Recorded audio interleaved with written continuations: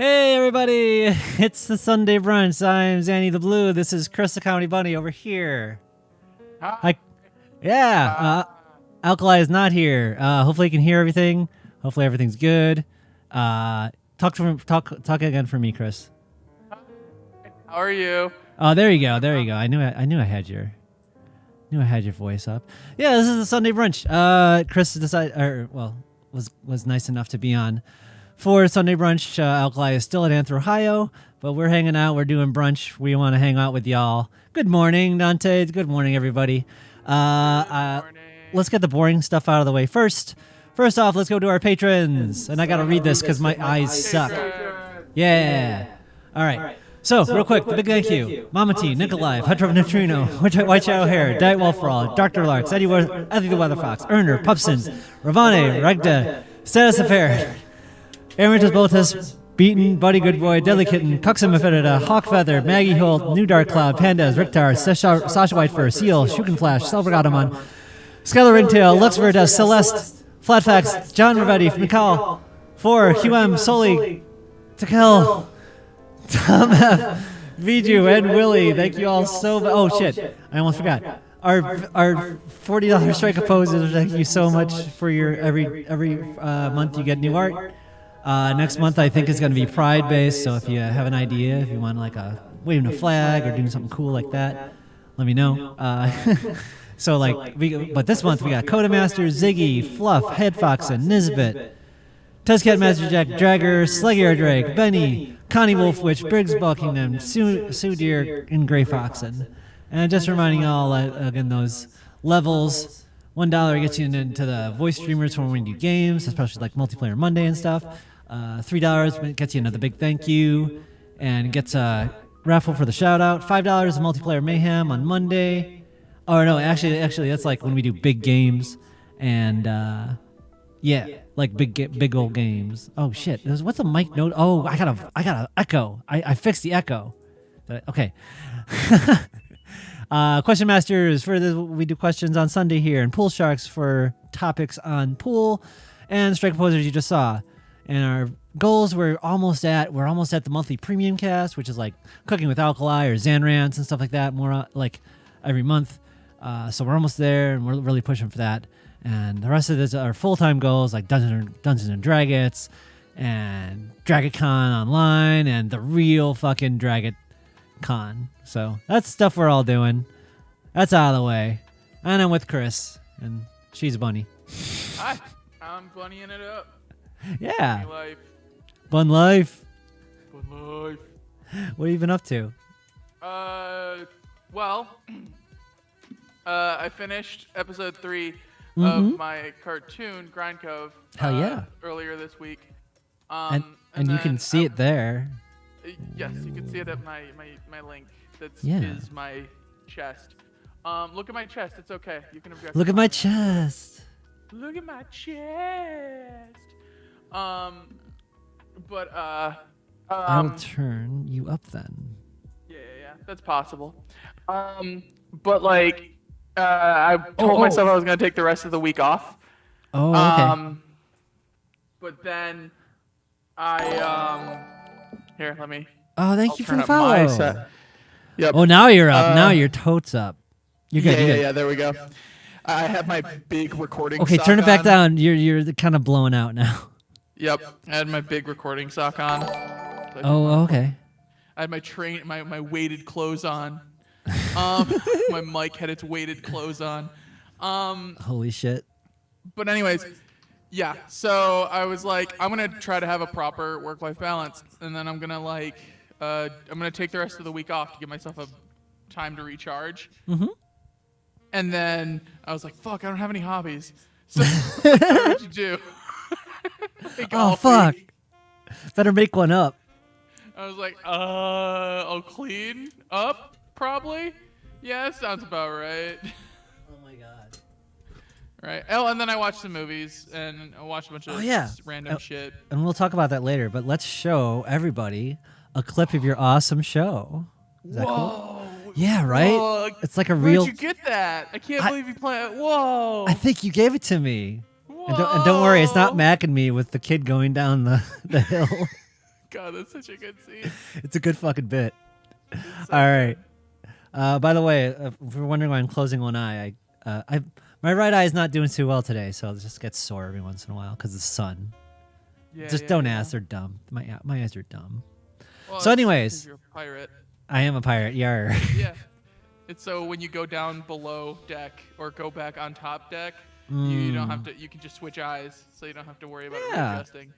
Oh, thank you, Basta Kitty. I'm feeling pretty good, actually. Recovery's going well, doing all the things, being paranoid as usual, but honestly, it's going well. Hey, Sue dear, what's up? Yar. Oh no, Sue's also. Sue, I should say that. Anyway, Yep. Sue. All right, so here is a clip of Grind Cove. Hope y'all enjoy. Check it out, and check it out at the URL as well, and go follow Chris and all that kind of stuff. So here it is. Chris, do you even know where we are? Yeah, the woods, duh. No, where in the woods, Chris? We've been wandering for a while. A bush, clearly. Please, just admit you're lost and stop gaslighting me with your bits. Okay, gaslighting is a bit hard. Hi, Track. See? We met Track. Everything's all good. Whatever, you got lucky. It's all in the feet, baby. I am in the woods, at least a mile deep, with no visible trails anywhere. How the hell did you manage to find me?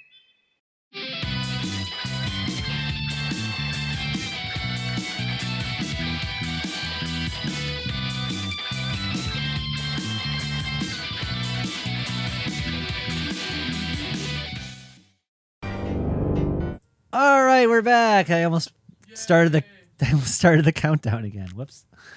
Oh, yeah, that's awesome. So, I always liked your cartoons. I don't know if I've seen a third episode, but I definitely saw the first two. So Episode 3 is out now, so you can watch it. yeah, I'll just do that right after. Yeah, and so like, It's 11 whole minutes. It's actually almost 11 minutes. It's like a real cartoon segment. yeah, you get it. Is Chris quiet again? God damn it! Hold on. Maybe I am. No. Ha-ha. No. You're good. That was my fault. I forgot to turn back. Fucking desktop audio. I gotta turn it off when I go and show your thing, so that you're not like, you get it. Oh yeah. Anyway, popping we're off good. Over top of it. Yeah. Hopefully you That can makes hear. sense. Hopefully you can Yep. hear Chris again. So. Yep. But yeah, so like it was it's pretty cool like that. And yeah, it's like 11 whole minutes. So it's like a real animation segment. Hell yeah.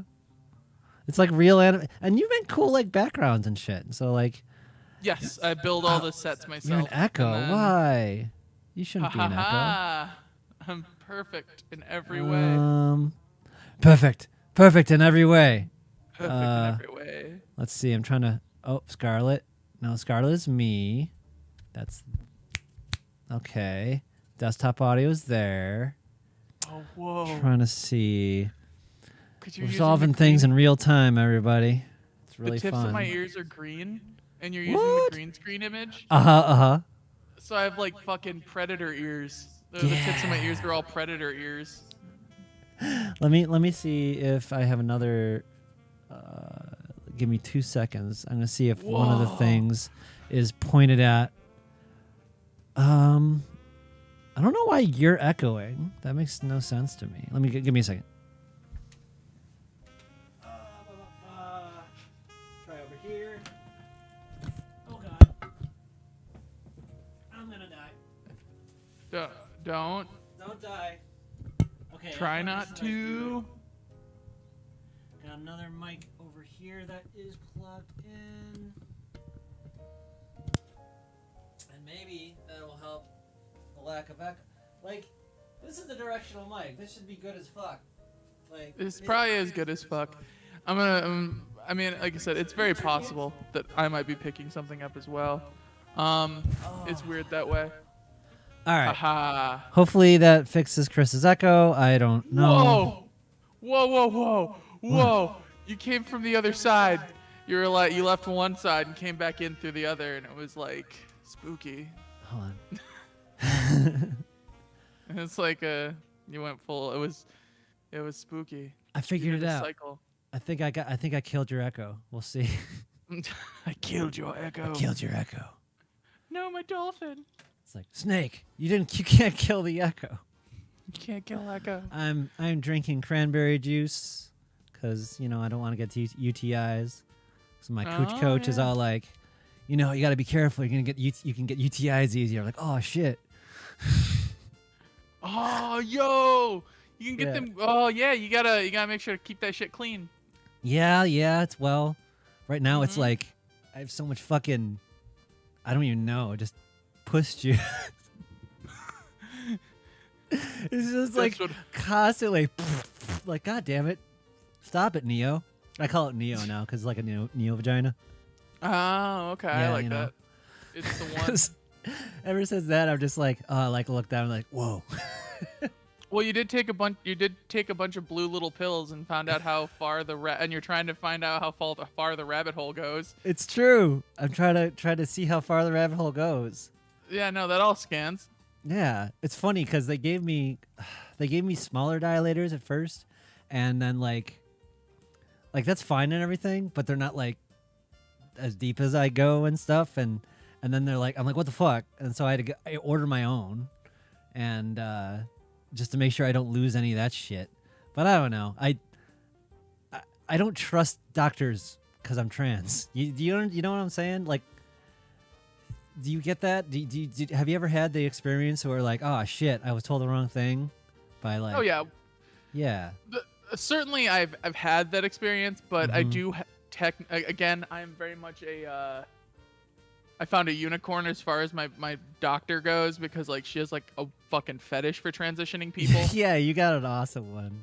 Yeah. So she's all like, I don't know shit about what we're doing, so like if you got any ideas, let's do this because I want to hook you up. And so she's like, fucking raring to go at all times. Hell yeah. So like she'll hook me up with whatever, and then I'll be like, I don't know about this one, and then she'll be like, no, we'll figure something out. Just recently, because I had to switch over, I needed to switch over off of stickers because my girl stickers kept falling off and stuff. And so we were all like popping off about girl. So I was like, the girl stickers are not working, and then she was like, well, let me see what we can find for you. And she like personally made a bunch of calls to different pharmacies to see where we could get me a sublingual option. Yeah. That's what I did. I went to sublingual because like I read that was better, and then like I went to the Planned Parenthood person. They're like, oh yeah, it's so much better, and they just have more like as good as, well, almost as good as injections. And I just had a bad experience with doing the injections and shit because I kept fucking it up and stuff. Mm-hmm. Well, she actually prescribed me both because she was like, she's like, I don't know how much the injections are going to be on the thing, so I'll put a prescription in for you, but then once you get there, we'll figure out if you're going to keep it or not. Just pick the cheaper of the two. Yeah. And it's just like, okay, cool. So then, well, okay, so that's the other thing. I've never done any kind of sublingual pill before, and so the person who made them was all like, have you ever done a sublingual pill before? And I was like, no. And she was like, okay, well, what you're gonna want to do is put it here, and then you're gonna get saliva built up, and if you do, just go ahead and spit. And so for my first, and then I looked it up as well, and it's like, that's if you're like doing a specific one, but like if it's just estrogen, you can swallow. It's not a big deal. Yeah, I'll sometimes like get I'll get impatient. Oh, fuck it. Like that's just the last little bit. But otherwise, it's been good on the sub. Yeah. Lingual. But which is kind of funny because you go ahead. Oh, no, I was going to say, it was just this, like, for the first time I took it, I had a spitter with me like I was fucking doing chew. So I'm like... You were doing chew? Well, it was like I was doing chew because I put it between my thing, and I'm like, oh, there's some saliva. Like spitting it in the little fucking water bottle. Like I said, like I was some fucking hillbilly with a spitter. Holy shit. Like, yep. What you doing, Earl? Just taking my sublingual E pills. Just turned into a girl. And it's Earline now, you fuck. No. Earline. Earline. No, I went the fucking the route of the crazy name and what was it? The furry trash route of fuck it, I'm just gonna go with my furry name as my regular name. Oh yeah, I get that. I don't know, it's regular enough and stuff. Yeah, it works. We all get well the old trans. I'm gonna have an RPG name. Why not, right? Yeah, you get it. If you're gonna pick a name, you might as well. Totally. Shit, one of my friends is even trans, and he changed his last name to Highwind. He was like, "I'm begging you, please don't trans my man." Please don't trans my man. Is that gonna be a show? Trans your man. It's like Pimp Your Ride. Man. Oh my god. Oh, it'd be so bad. You need it so bad, yeah. It's the new Queer Eye for the straight guy. Trans your man. Trans your man. It's like, oh, look at the back here. We got a vag with an LCD screen. Yo, we took your vag. We know you love video games, so we installed a Super Nintendo at the back. A Super Nintendo? What? Oh, it's got Super Mario Brothers on that. Fucking sweet. No, you know what I mean. Super Mario Sisters. It's a mod. Super Mario Sisters. Hook We you didn't up, put that girl. Prince and Peach game in there because that shit is like mega just bad for girls. We put that Princess Peach game in there so you understand how to control your emotions. Yeah. That fucking game. For those in chat who don't know, fucking Princess Peach game, you use your emotions as your superpowers. It's like the most ridiculous shit ever. It was like unanimously panned as like, oh guys, you finally give Princess Peach her own game, and it's just all about her having emotions really hard. Yes. I don't know. It's like, oh no. Oh no, Princess Peach, she's on her period. Yeah. I cannot have the cake. Oh no, she got the period strength. She's having one of her moods. Oh no, he's having one of her moods. Luigi, go get the dark chocolate. Luigi's like, this is why I don't mess with the girls. I don't know, bro. You're the one who likes the peach. This is why I'm an incel, Mario. This is why I'm an incel. What is Princess Peach's horny power? I don't know. Probably it's when she pulls Toad out of her cooch, right? Like that's her shield block. Like she's like, yeah. Well, maybe she gets old and she gets menopause, and her hands and feet just turn on fire. Well, fucking when Princess Peach goes old and gets menopause, that's when she's like truly powerful. She grows only stronger with age. Yeah, right. She ascends to godhood. Because I've been watching I'm saying Seis Manos because Alkali wanted me to see that, and I enjoy how like all the old women have mystical powers, and I dig that. Yeah, old lady mystic powers. Yeah, old lady mystic powers is one of my favorite tropes. It's a good one. It's actually a pretty fun one. It's because right? old ladies don't give a shit.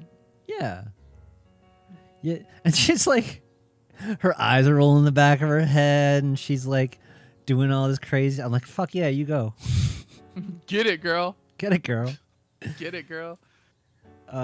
See, what do I have here? Oh yeah, so if you didn't notice, I have new pronouns. I'm they them again, cause I changed pronouns like underwear. I'm cool. I'm cool with femme pronouns. They used to be they she, but I'm cool with femme pronouns. But I do feel in the middle, so I just wanted to kind of reflect that shit. Yeah. What was it? You sent me that. You sent me the text that was like, I changed pronouns like I changed my underwear, and I was like, bitch, I hope you change your drawers more than once a week. Styles, maybe style. Styles, yeah. Going with the thong, going with the. Yeah, switching it up. You know what's funny, like, and this is totally true. Like all my panties I have and shit. Like, oh shit, that fits so much better now. Now I don't have fucking junk. Oh yeah. It probably actually fits way better now. Oh, way fucking better. It's ridiculous. I mean, I truly have never had that big of an issue with it fitting, just because I got that micro peen, but like, I it get works you. out. I get what you're saying. There are some of them that account for if you got bits or if you got a peen down there. For all you individuals who want that. I remember back in like the 2000s, I remember seeing like dick panties, but they had like a big ass like dick tube on them. What? And they were like being like they were like just like a pair of panties, but like then they just had like an extra like satin dick tube. Like, and I don't know if they were a bit or if they were really being sold or if it was like I just know that I stumbled upon them on the aughts of the internet, and I was like, that seems weird. Satin dick tube. Oh yeah, I remember that. I've seen that. That is like the weirdest fuck. It's like an extra pant leg for your dick. Like what the hell? It's not like they don't like gradiate it. It's literally just like they cut a hole and then like sewed a dick tube onto the front. Yeah, like if you got elephant underwear, I get it. It's perfect. Well, like I said, for a while there, I thought it was like a bit, but I'm pretty sure it's like real. Oh, it's real. Oh my god. So then, what else I got here? I've been rehabbing and doing all that shit. I got my box fan over here, which is what I use to fan my box. that has become the literal. It has fulfilled its destiny. It's figured out. It truly achieved its final form. Yeah. Is that because you just don't have water cooling in it yet, or in box fan or my veg? In your veg? Well, I mean, I assume you got to keep your veg cool, so you got you have an external fan. I don't know if they installed more. Like, I don't know if they put more fans in when they put your thing in, or. Oh, I'm gonna have more fans in there, definitely. No. Okay, cool. Well, no. it just seems like if that were the case, I don't know. Water cooling might be the way to go. It's like a fursuit head. God damn it, no. Fucking vest. Yeah. Just a water cooler underwear. I mean, like, Are you gonna have to go into the headless lounge, cool off with the box fan? With the box fan, yeah. Yeah, you get it. And then, God damn it.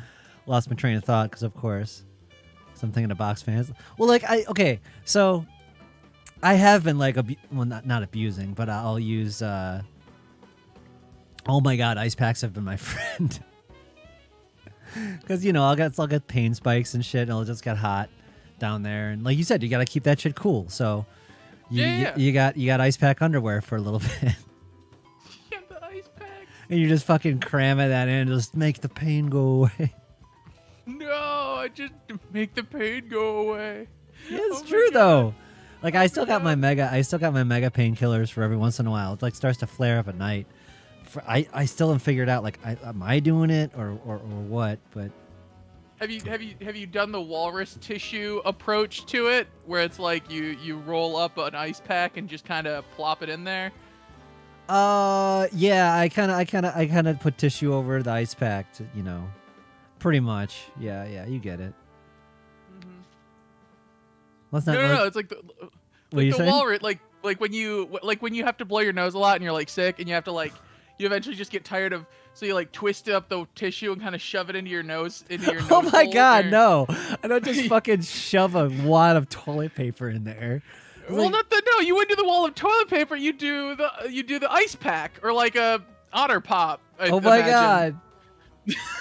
Keep it, and otter then you got pop. a snack for later. You're like, woo! When you pop it out when it's like half melted.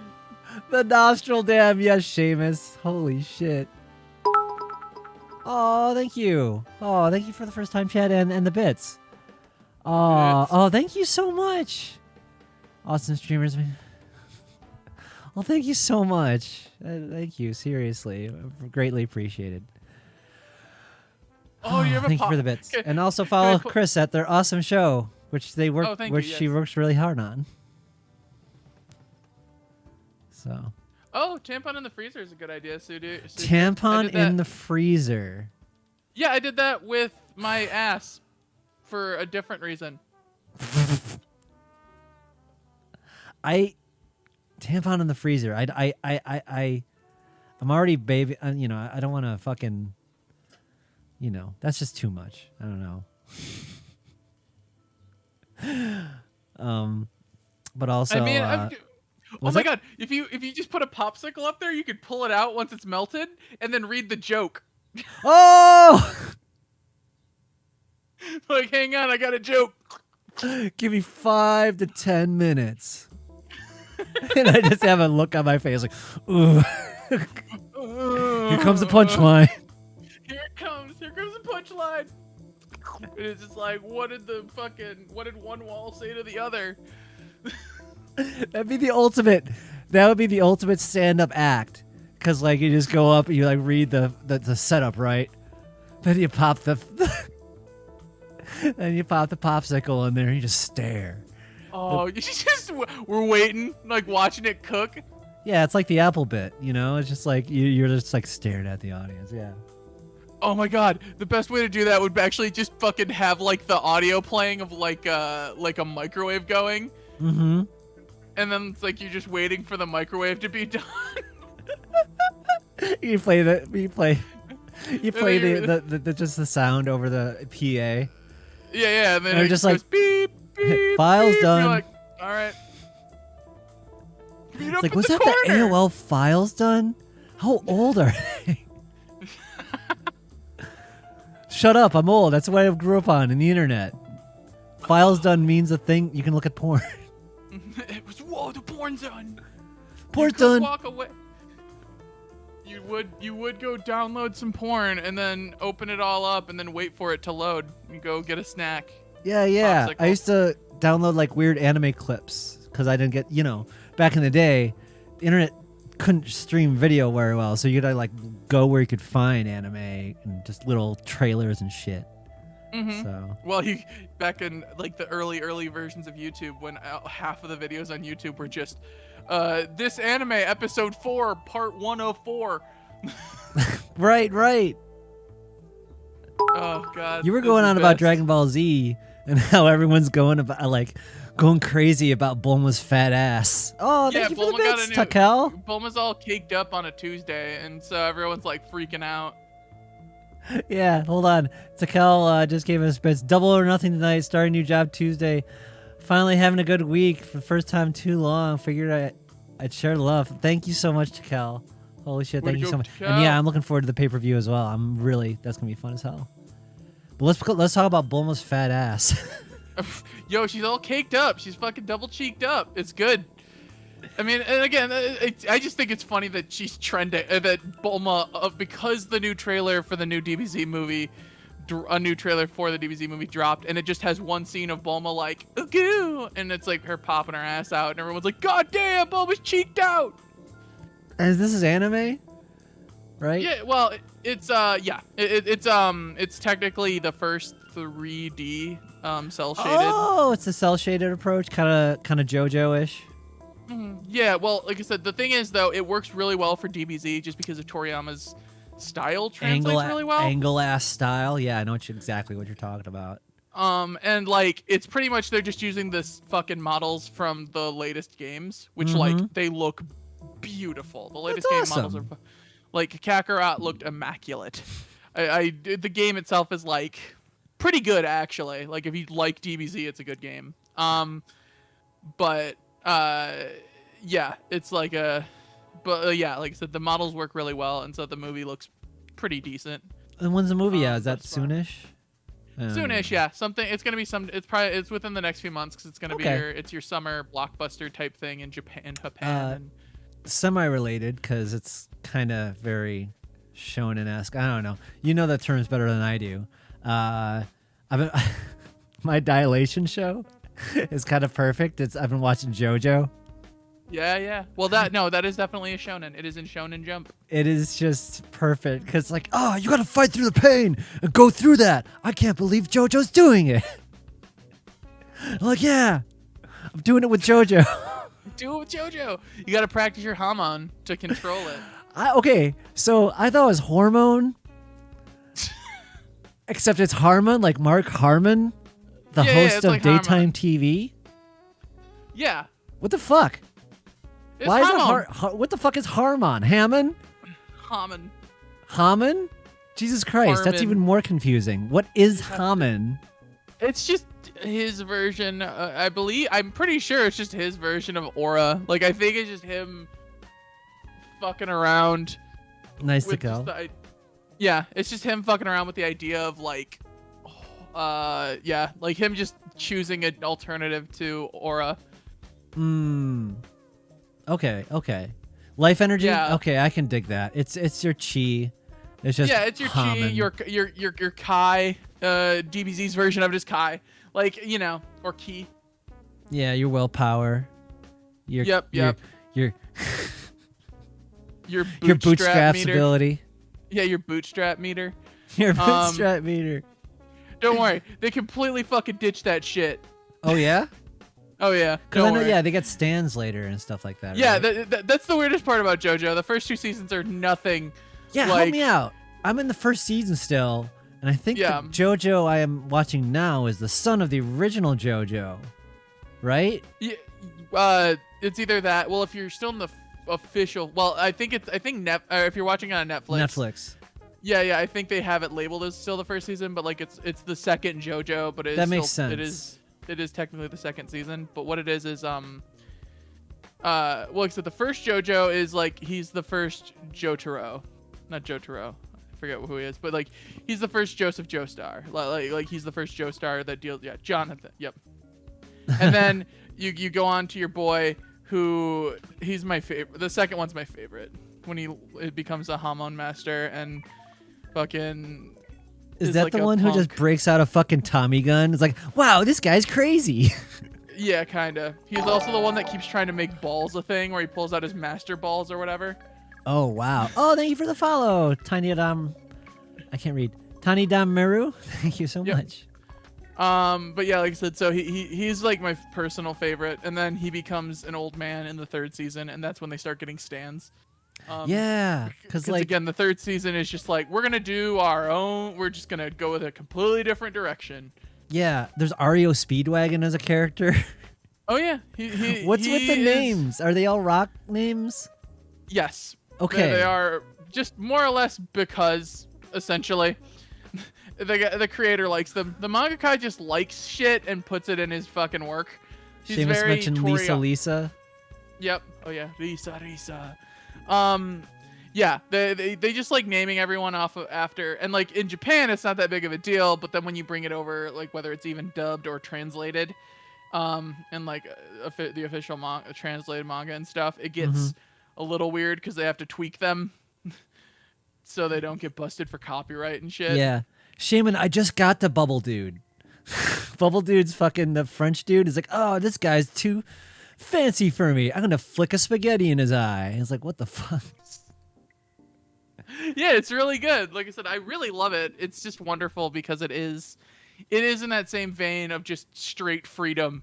Yeah. Of expression and just you're getting to watch someone play with their own imagination. Yeah. It's like they're going down the street and they're hitting the walls and they're just like, Mark here is about to get married. Like, oh man, 2 days from leaving the force, huh? Yep. Exactly. And literally some pillar man walks right the fuck through him. The pillar men are beautiful. The pillar men are so stupid. They're the best thing. So They are pretty great.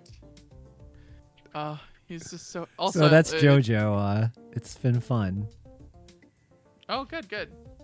I do like a good anime. Like it's a perfect anime ridiculousness I need to get through. Dilation. It's the perfect anime for getting through Dilation. It is. It's queer as fuck. I mean, It is queer as fuck. I will give you that. right? Oh shit. You said you'd seen a couple movies you want to talk about. Oh yes. Okay, so, I'll just go over the first one, and it's just a Barbie movie. You know how it is. It's called. It is called.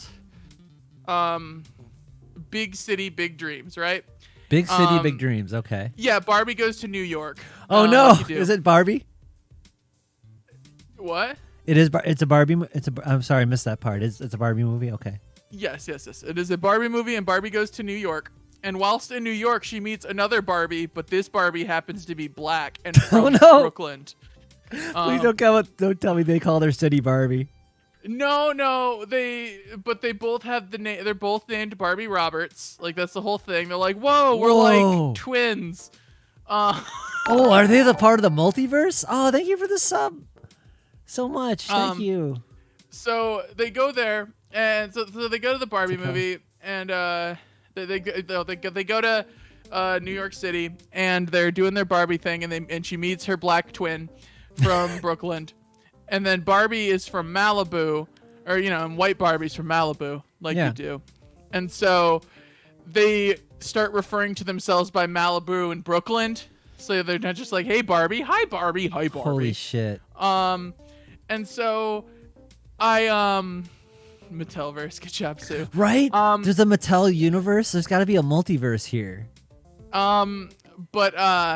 So what ends up happening is basically they're going to this, like, I don't know, school for performing arts thing, and they find out that they're like perfect together, and it's kind of like Caroline and Tuesday but with Barbie. If you've ever seen that anime, no, because it's just about a white and black woman just learning to perform together. Whoa, we can do this. Yeah, and so they're having fun, and then they gotta prove that they're gonna be amazing, and they gotta make the perfect audition to get into the thing. So the movie ends with them hijacking Times Square and doing this big fucking performance, and everyone having fun with it and not like treating it like a new 9/11. Which is like, sure.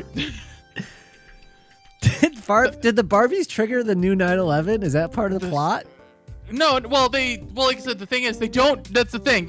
No one acknowledges that Times Square was like hacked, because they do that in the movie. They're very clearly like, the guy like hacks into the city grid, as he puts it, and steals all the monitors so that they can perform on every monitor in Times Square.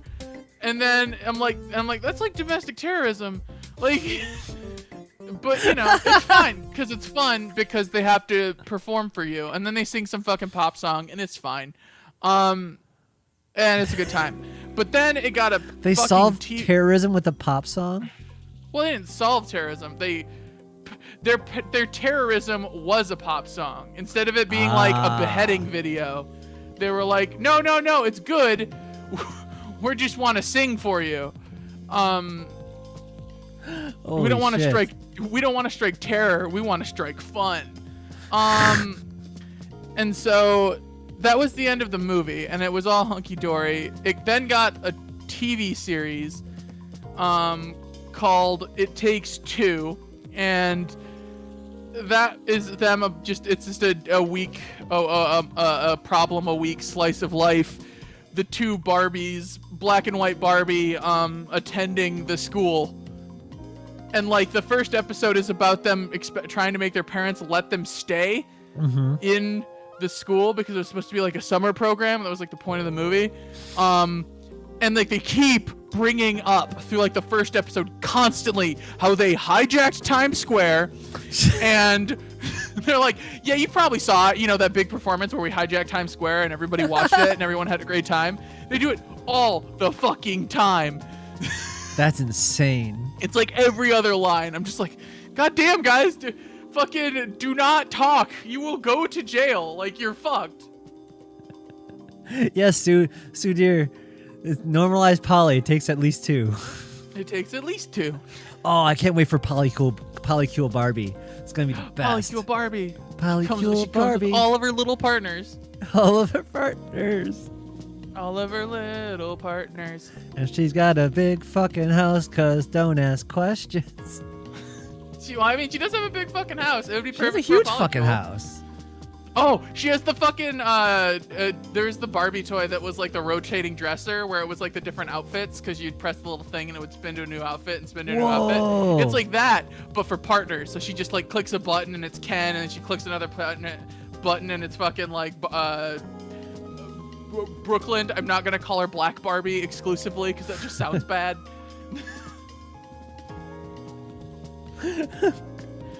Barbie 2, Electric Boogaloo. That's not good either. Oh God. It's, That was. I'm sorry, it's Brooklyn, right? Wasn't she Brooklyn? Well, yeah. Well, like I said, the Black Barbie is still named Barbie Roberts, but it's Barbie Brooklyn Roberts, whereas normal. It's like, this is your middle name well, now. no, normal is a 'cause, bad word. Excuse me, normal's not the right word. White Barbie is Barbie Classic. Malibu. Barbie Yeah, Classic. Yeah. Crystal Barbie. Crystal Barbie. Oh shit, bitch, you're see-through. Damn, bitch. Oh shit. Oh, here comes Diet Barbie. Oh my god, she's real thin. Oh my God, Barbie, eat something. No, thanks. I'm on a No diet. thanks. I'm Diet Barbie. I'm Diet Barbie. Here's Barbie Where we Zero. got- Oh my god, she's not even there. Barbie Zero. Barbie Zero, I love. the Actually, Barbie idea of Zero would be Barbie. like a crazy, like superhero or some shit. Barbie Zero. That or like, yeah, I could see that. Or Barbie Zero could be like, yeah, I could see them being like a weird Punisher tier villain or superhero. Divorce Barbie. She comes with all of Ken's things. Yes, B Nuki. Ooh, that is good. She I comes like with all that. of Ken's accessories. That is good. Oh. But yeah, so it's cool. It's actually pretty decent. It's not amazing, but it's passable. It's not. I don't like the dynamic as much. Not as good as the one you showed me where Barbie hacked the internet. No, well that's its own standalone movie. Since this is actually a series, on top of that, I'm applying it to the alternative universe. That's Because fair. we've had the Barbie Roberts, Barbie not Life in the Dream House. That was a weird parody series, also very good. That one was really good. But then there was one where they kind of did a slice of life thing where Barbie was just hanging out in Malibu doing her thing. Dreamhouse Adventures is that one. And that one was pretty good actually. Barbie was running her blog. And she would start every episode with like her blog, and it was kind of like Ned's Declassified School Survival Guide or something. Oh shit! She starts with her live journal. Yeah, or like Clarissa Explains It All, or whatever you would call, your various things where she's like, yeah, today I had a really hard time dealing with Ken's dog taking a shit everywhere, and then it cuts to that's the cold open, then it cuts to the actual like episode about Ken's dog shitting everywhere.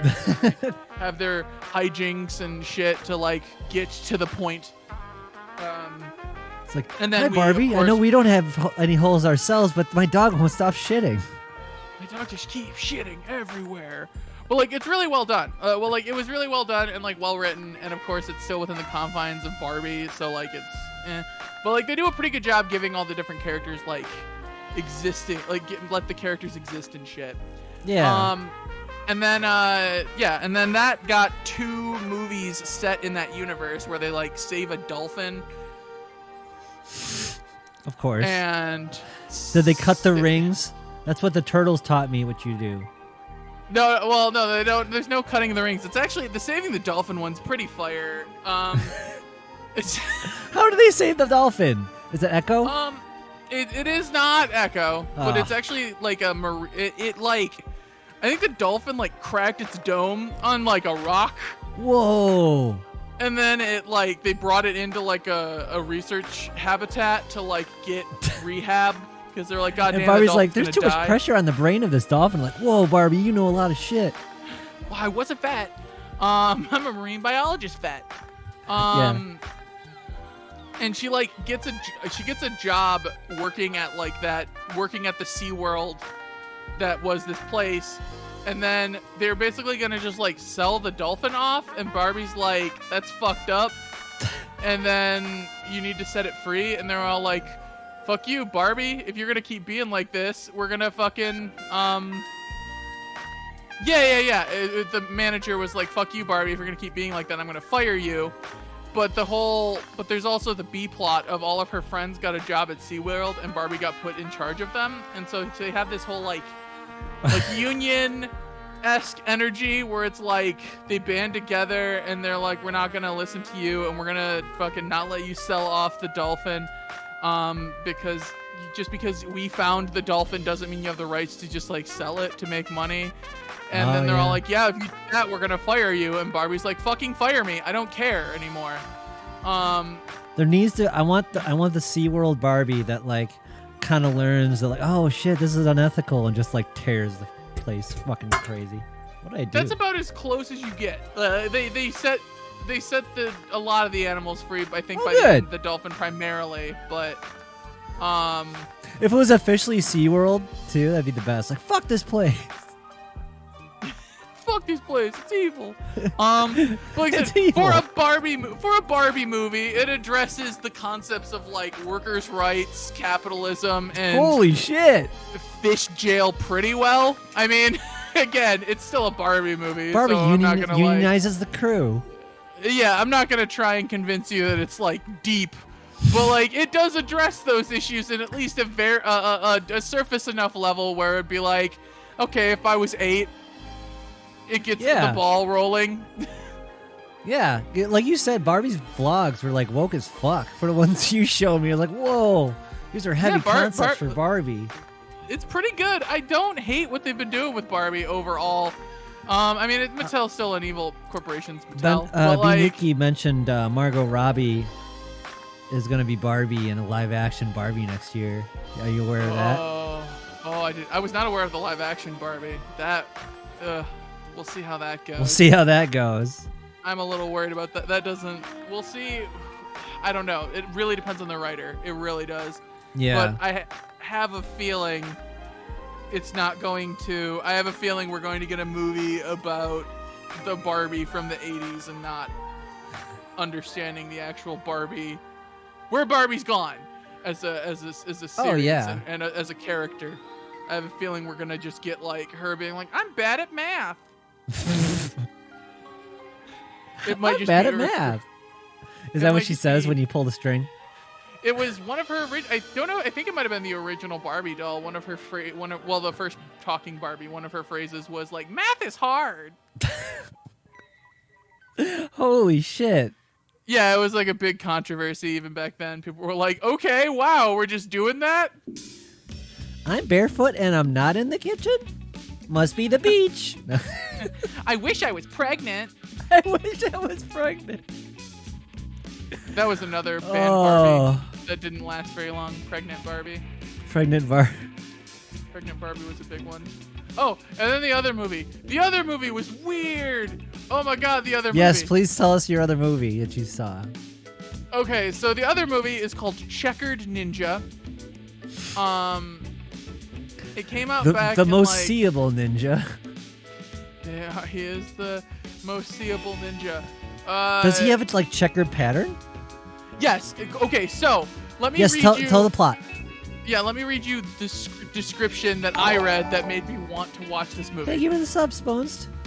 A possessed ninja doll teams up with a teenage boy to avenge the murder of a poor child factory worker. Could you repeat that? A possessed ninja doll teams up with a teenage boy to avenge the murder of a poor child factory worker. That sounds like ad-libs. That's fucking amazing. Basically, the movie fucking opens with a sweatshop in Thailand where they're making like little button-eyed ninja dolls. What? Right? Yes. And kind of like the big nips ninja in Mario. Not quite the big ninjas. It's like an ugly doll sized Seamus. Oh, okay. Like it's like a little handheld doll. Yeah, but like it has little button eyes and it's a little felt doll.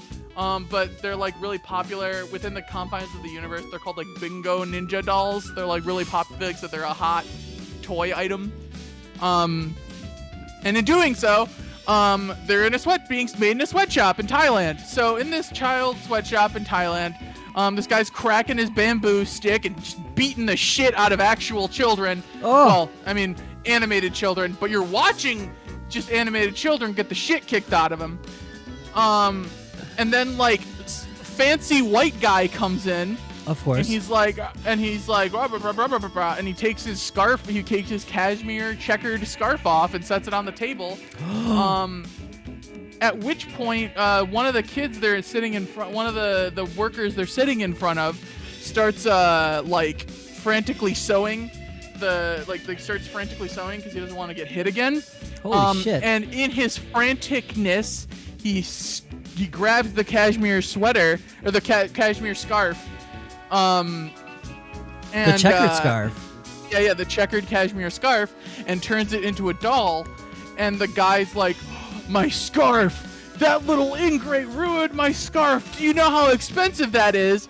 At which point the guy, the sweatshop worker, starts beating the shit out of the kid with the bamboo stick, and then Holy the guy shit. steps in and goes, hang on. The guy steps in, like puts his arm on his shoulder and was like, hey. And then he's like, he takes the stick from him and then proceeds to murder him by beating the stick over his head until he just dies of blunt force trauma. What is this movie? It's a weird movie. It is a weird movie. This is the first like 5 minutes. So that happens. The guy then leaves all pissed off because his cashmere sweater is like a thing. Gotta set the tone. I get it. Okay. Yeah. Everyone else is like, fuck, and he's like, get back to work if you don't want me to fucking do this to you. And then he's like trying to figure out how to deal with the battered child body. At which point, he picks up the checkered doll and he's like, what the fuck am I gonna do with this? Right? And then lightning strikes the building. Yes. And the lightning travels through the building, through the machine, and arcs into the doll, which then allows the doll to become possessed by an ancient samurai spirit. Why? Why is samurais and lightning? We figure that out. Later on, we figure out his backstory through a rap.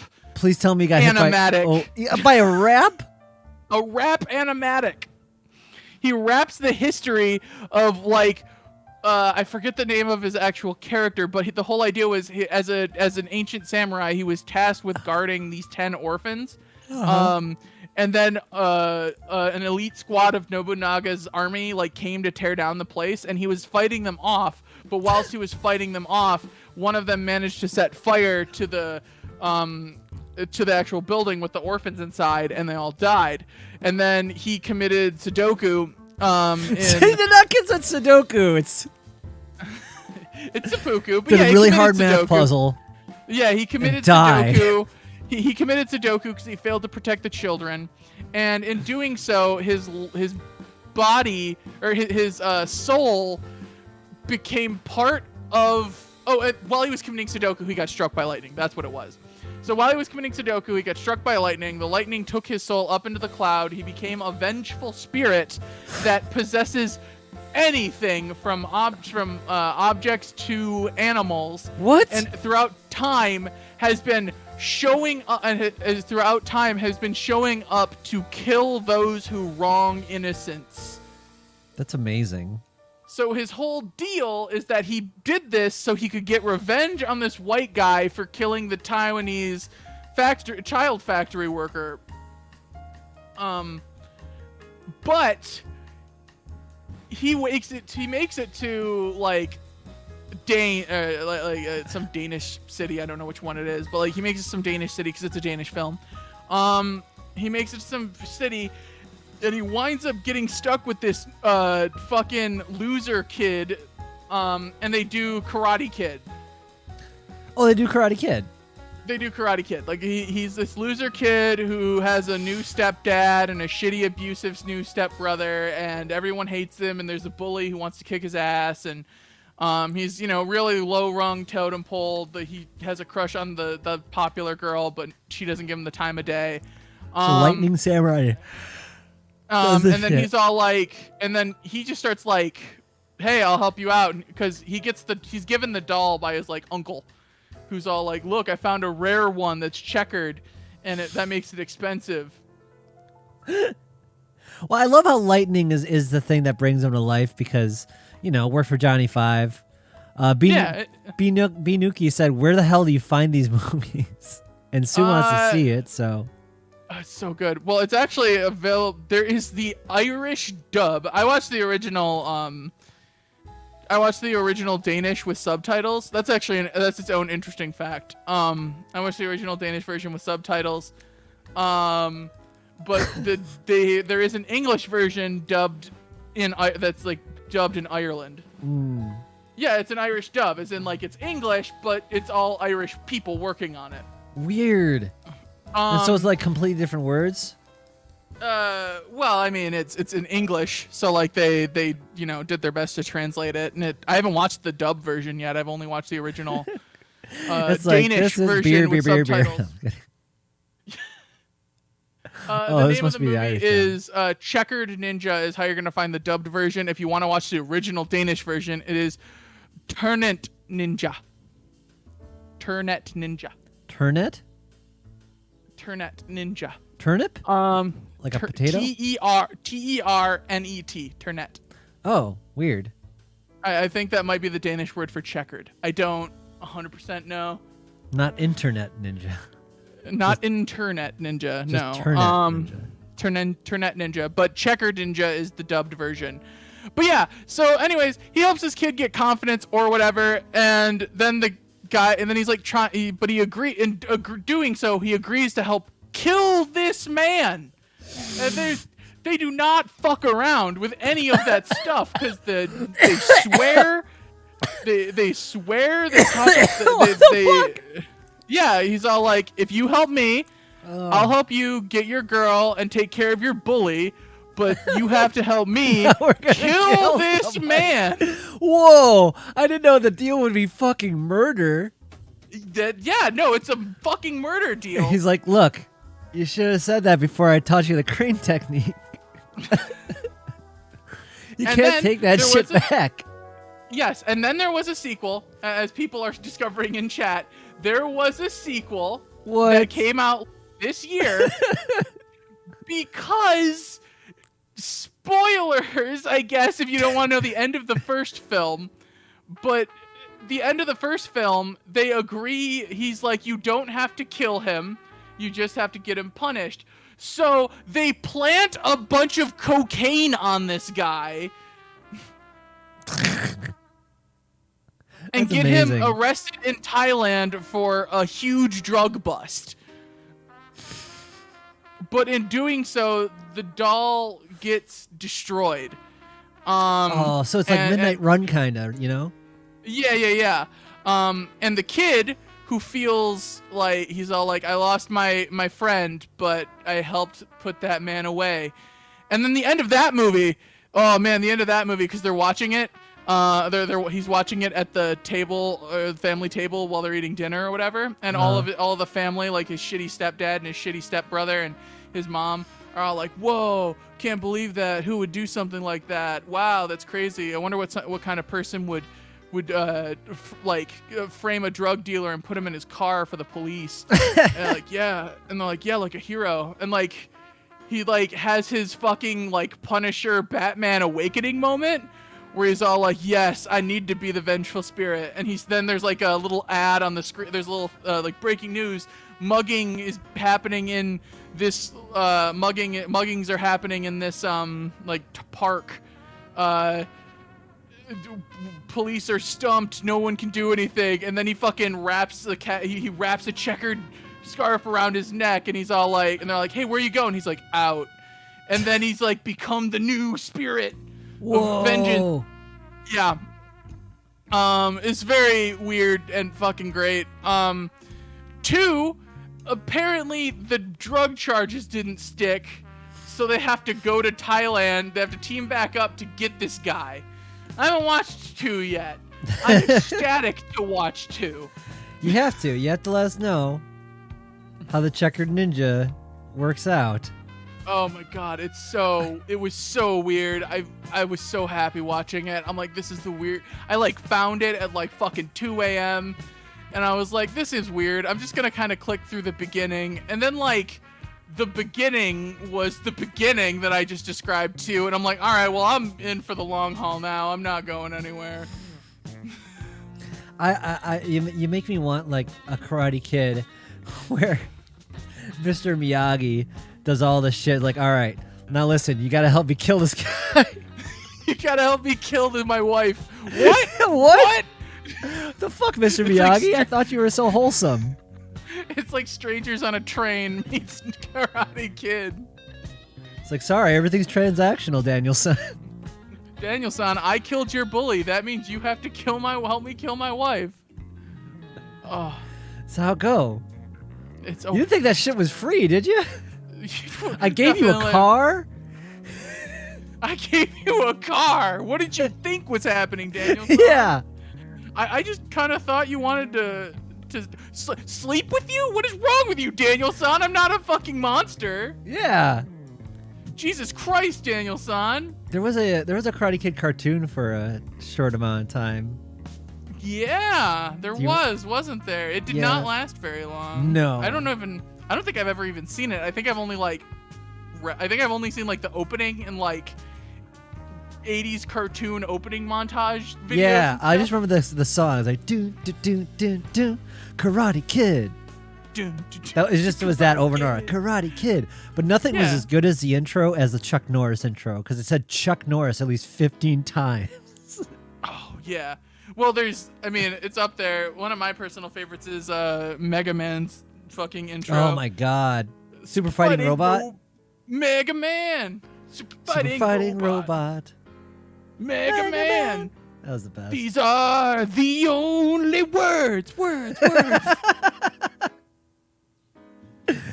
Oh, Seamus, I remember Police Academy cartoon. That was almost too appropriate, which is hilarious because the first Police Academy had like tits and everything. It was rated R because, of course, in the 80s, something gets like fucking successful enough, it becomes a cartoon. They did it with RoboCop. They did it with Terminator, probably. They did it with Highlander. It's fucking weird when a rated R anything. Yeah, it was the fucking 80s. It was it was weird what. Because, again, action movies were, like, popular. It was this weird, like, crossover where, like I said, there's no reason that Terminator or RoboCop should have been it wasn't a kid's movie. It wasn't a kid's movie in the slightest. Yeah, not at all. It was just kind of like this assumed thing where, like, anything sci-fi or action counted as, like, a kid's movie. And in turn, they just made a animated version of it to sell toys. And it was like this weird fucking thing. Yeah, Beetlejuice was weird too. Cause like the whole plot of Beetlejuice is like he's like trying to force marry a girl, and then they're like together in the cartoon. Like, wait, what happened? Well, yeah. I mean, they're not together. They're not full on child bride in the cartoon. They're just like friends. Child bride. Well, I'm just saying, like, that cartoon. Beetlejuice is from Louisiana. It's legal. It's legal. Damn it, Michael Keaton, take that makeup off. Beetlejuice, I don't think this is ethical. Well, you know it's not. It's really not ethical. Those trans teachers trying to groom children. What the fuck, Beetlejuice? Beetlejuice, what the fuck? You're trying to marry me. I'm like 12. No, that's totally fine. I'm in hell. What do you want? Also, I'm pro-life. What the fuck, Beetlejuice? Whoa, Jesus Christ, Beetlejuice. Who knew? He was such a terrible person after, like, you know. I didn't know. I didn't realize. I mean, we knew Beetlejuice was problematic, but I guess we should have saw the signs. So this is why they don't summon Beetlejuice. Don't say his name again. Don't say. I don't want to have to hear him rant about the Great Replacement. You summon Beetlejuice. There's all these transes now. I don't know what happened. Oh, man. Oh, Beetlejuice. Beetlejuice, come on. God damn it, Beetlejuice. Why you gotta be a turf? Gotta be a turf. I'm just saying, the only real woman is one with a womb. Beetlejuice, come on. Beetle fucking juice. What is wrong with you? Look, I mean, I know him. I hang out in hell. That was a weird one because, like, I think that was the first Alec Baldwin movie. Well, I want to go back to Short Circuit. Did you see that shit? Yeah, I've seen Short Circuit and Short Circuit 2. Yeah, we got a white guy doing brown face. Yeah. That's yeah. weird. And It's because a the main weird character of the second one. I mean, fucking Short Circuit's weird for a lot of reasons. Yeah. Not most of all, but up there is she wants to fuck Johnny. She's literally You're down. right. She totally wants his robot dick. She wants his robot dick, and it's weird for multiple reasons. Cause like the transhumanism aspect of it is there, but like you could almost let that part pass. But then you also have the added layer where Johnny 5 is 100% coded to be a child. Like there is not a like he is 100% coded to be a little boy. And she's like, God, I just want to fuck you. Oh no. She's like, I can groom this robot. Yeah, yes! I mean, he's literally like, I like Cheerio. He's fucking E.T. Like He's like Cheerios. Like he's really into like I said, E.T. is also absolutely coded to be a kid. Like there's no. Oh, it would be like an no. E.T. if the mom was like, "Oh, E.T. Oh, E.T. Do you Or want like- to eat some of my M&Ms?" Like it'd be fucking weird. Stephanie.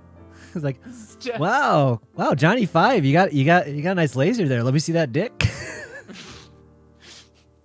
So is that glowing finger only for Oh, he communicating? did. Didn't he have a little thing that like unlocked every door?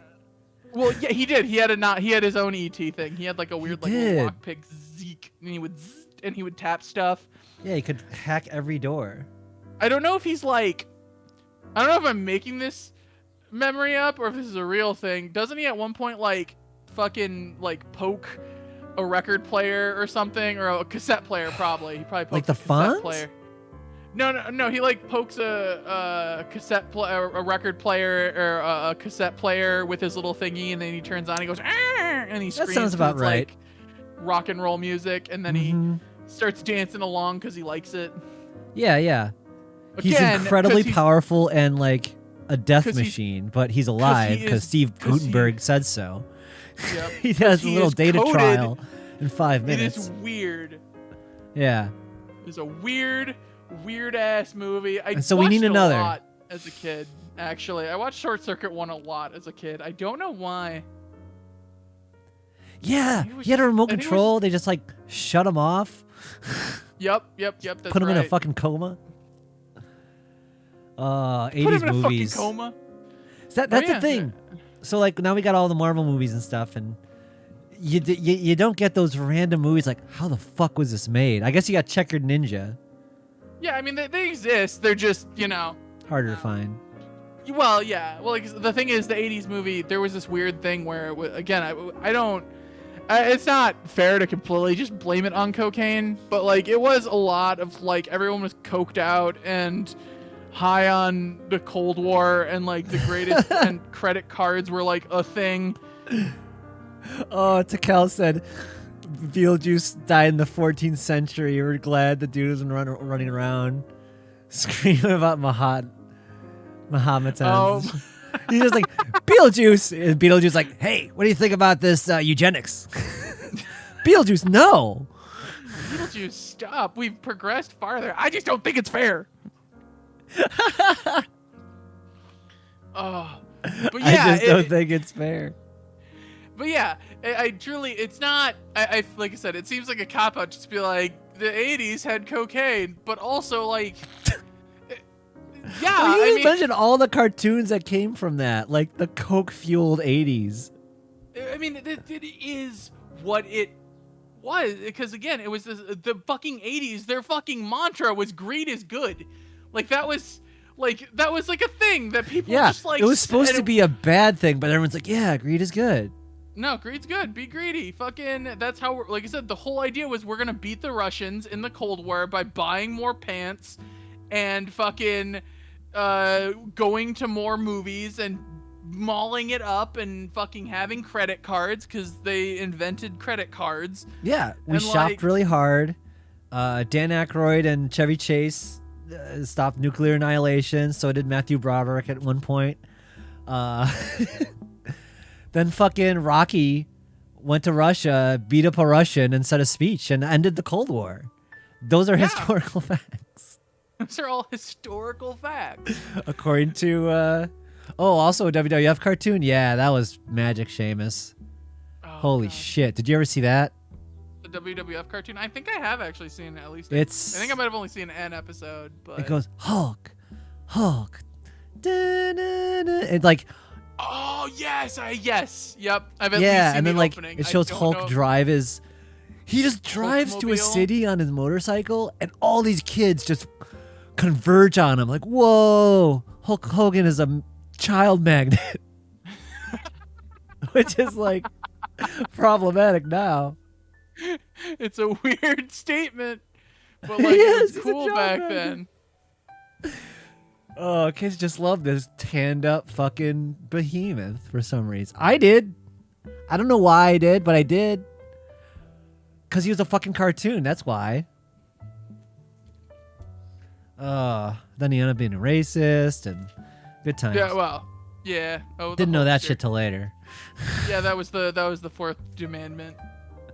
That was before his sex tape busted him. That was the fourth commandment. Always stick to your color.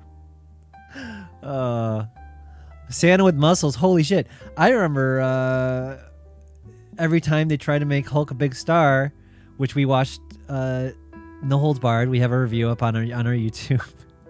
Oh yeah. Me, Chris, and Dragger review that piece of shit. And of course, oh my god, a lot of people have good memories about Suburban Commando, which is his own trash fire. But Oh my God, Suburban Commando is so bad. right, because you got Undertaker being an alien. He's one of the like tough aliens. And I was frozen today. Yes, Seamus, that was goddamn Christopher Lloyd, who must have needed money at the time. And we actually have listener questions to get to. I want to do that because I'm going to forget. Is that Okay. cool? Yeah, it's fine. All right.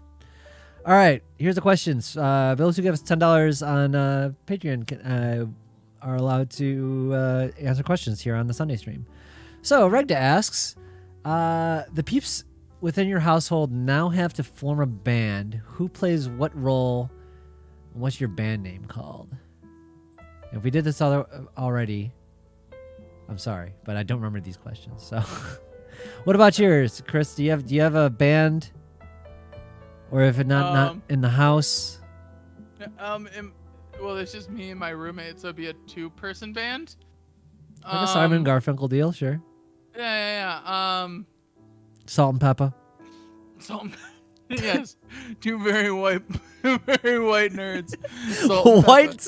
Here comes white salt and pepper. pepper. White salt. It's salt and salt. Oh, with their hit, shove it. it. Shove it.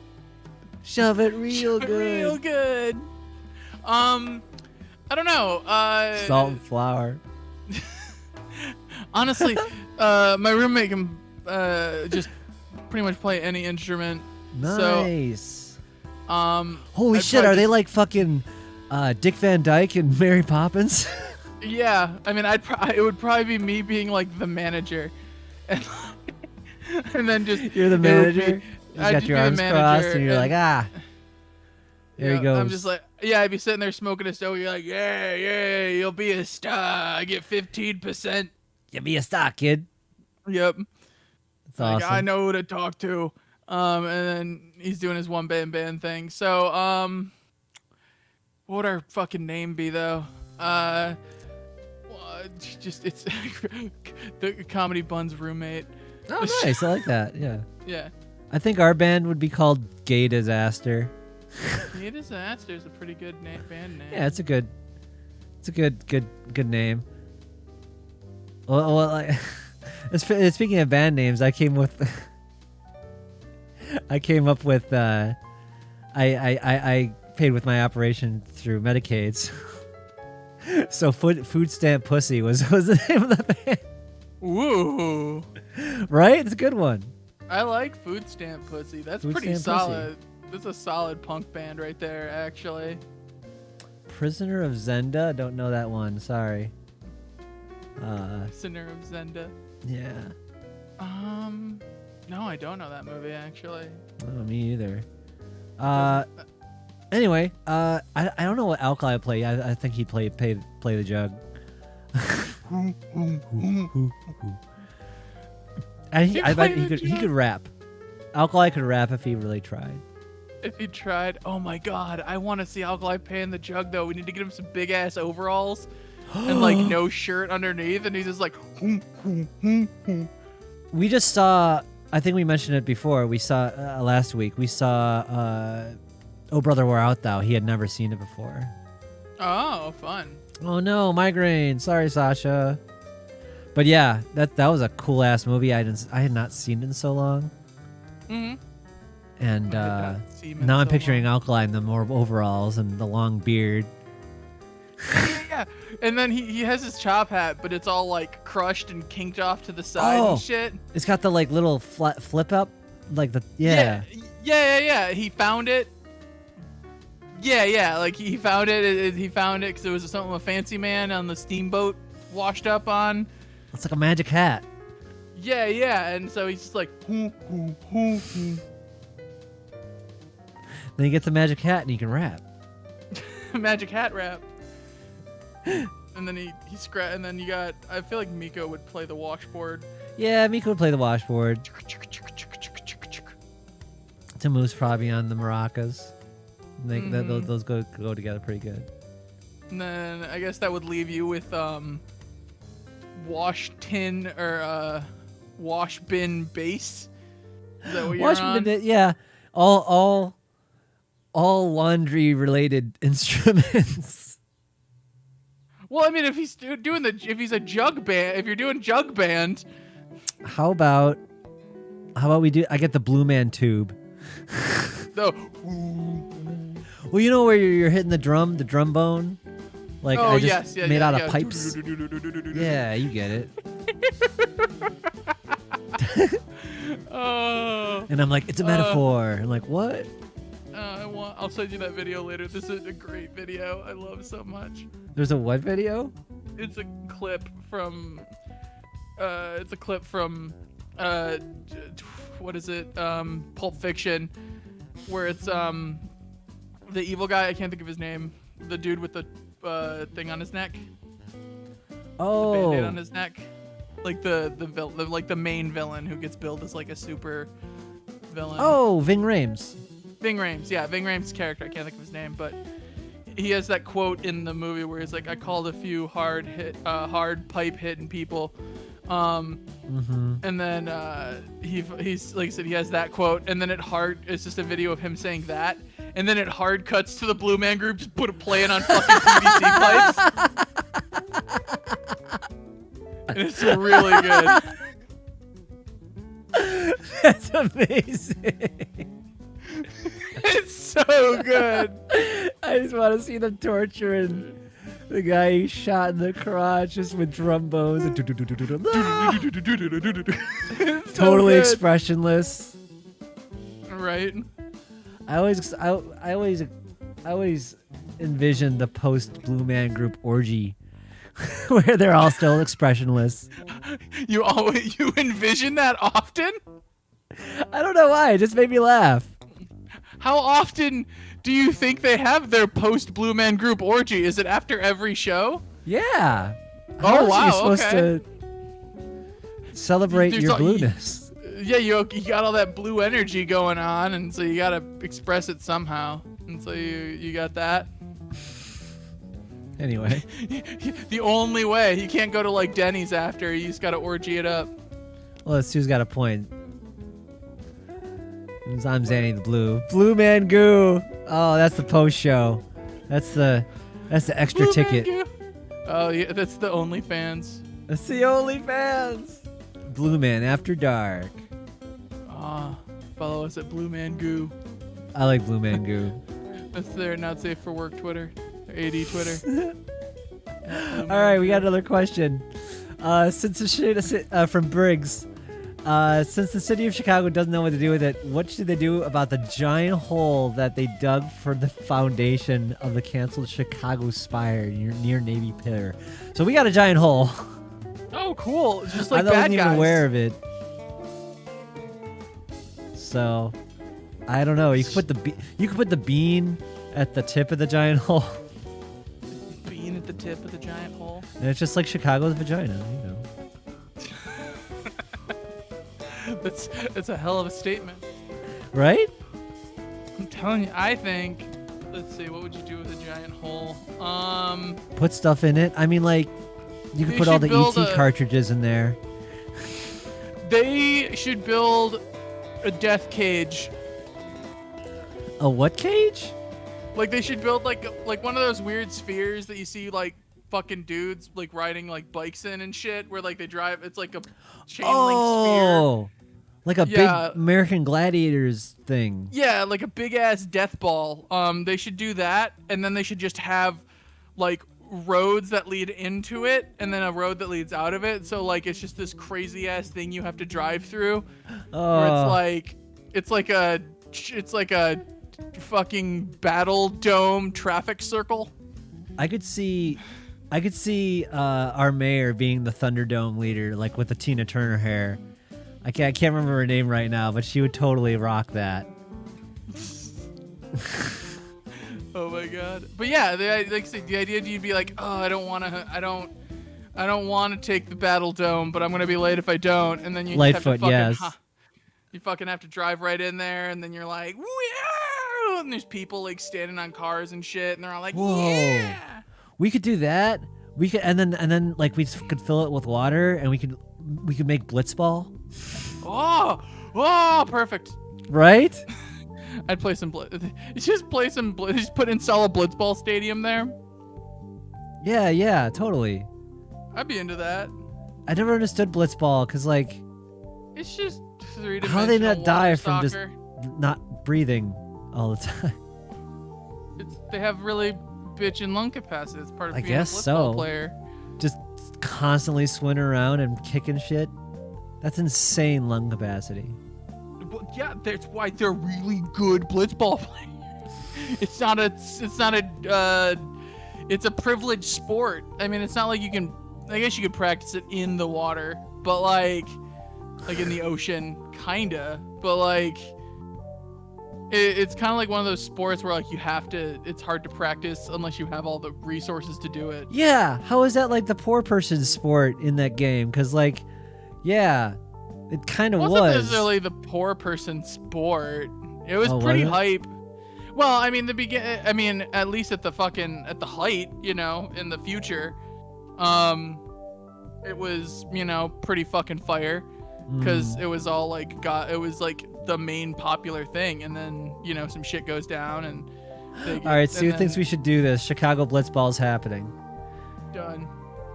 with Yeah, because then Titus gets Master isekai'd. Blaster Lightfoot at the helm.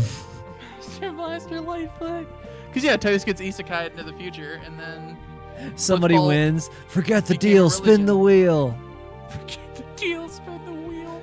I didn't see much of. I did not see much of Beyond Thunderdome. I don't remember much about it. I just remember that shit. Oh god, Beyond Thunderdome is so weird. It is. I still don't understand how Mad Max 2 came out of Mad Max 1. Oh yeah, sure.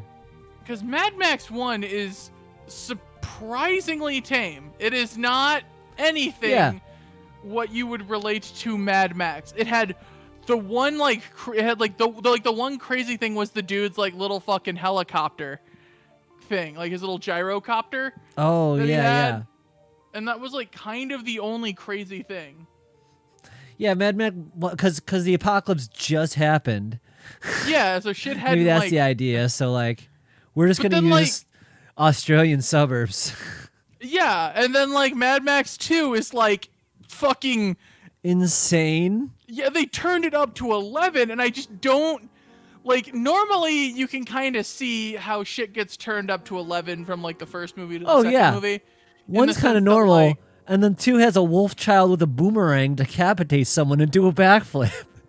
Yeah, or like just the fucking animal kid that doesn't ever. Yeah, the kid that doesn't fucking talk. And just exactly. Like, yeah, and like you have Master Blaster and like so much. Yeah. Just walk away. Just walk away. Like, it is insane how much farther it went. It is. Are there any movies you're looking forward to coming up? Because you seem to pay attention to that shit more often than I do. I don't know. Or nah. There is a movie or two that I'm kind of hype about. Okay. Trying to remember. I didn't get to watch it because it was only in theaters for a day because nobody gives a fuck about it. But it's called Pompo and the Pompo, the Cinephile or Cinephile. It's a really good. It's based off of off of a web comic that is really fucking hype and good. Pompo? I'm trying to remember. Let me look up. Is that the name. thing that's like a traffic cone? No, it's not a traffic cone. Let me look it up. I got you. Someone in Canada showed me like, oh yeah, this traffic cone comic is like fire and everyone loves it. Like, okay. You do you. That's awesome. Is fire.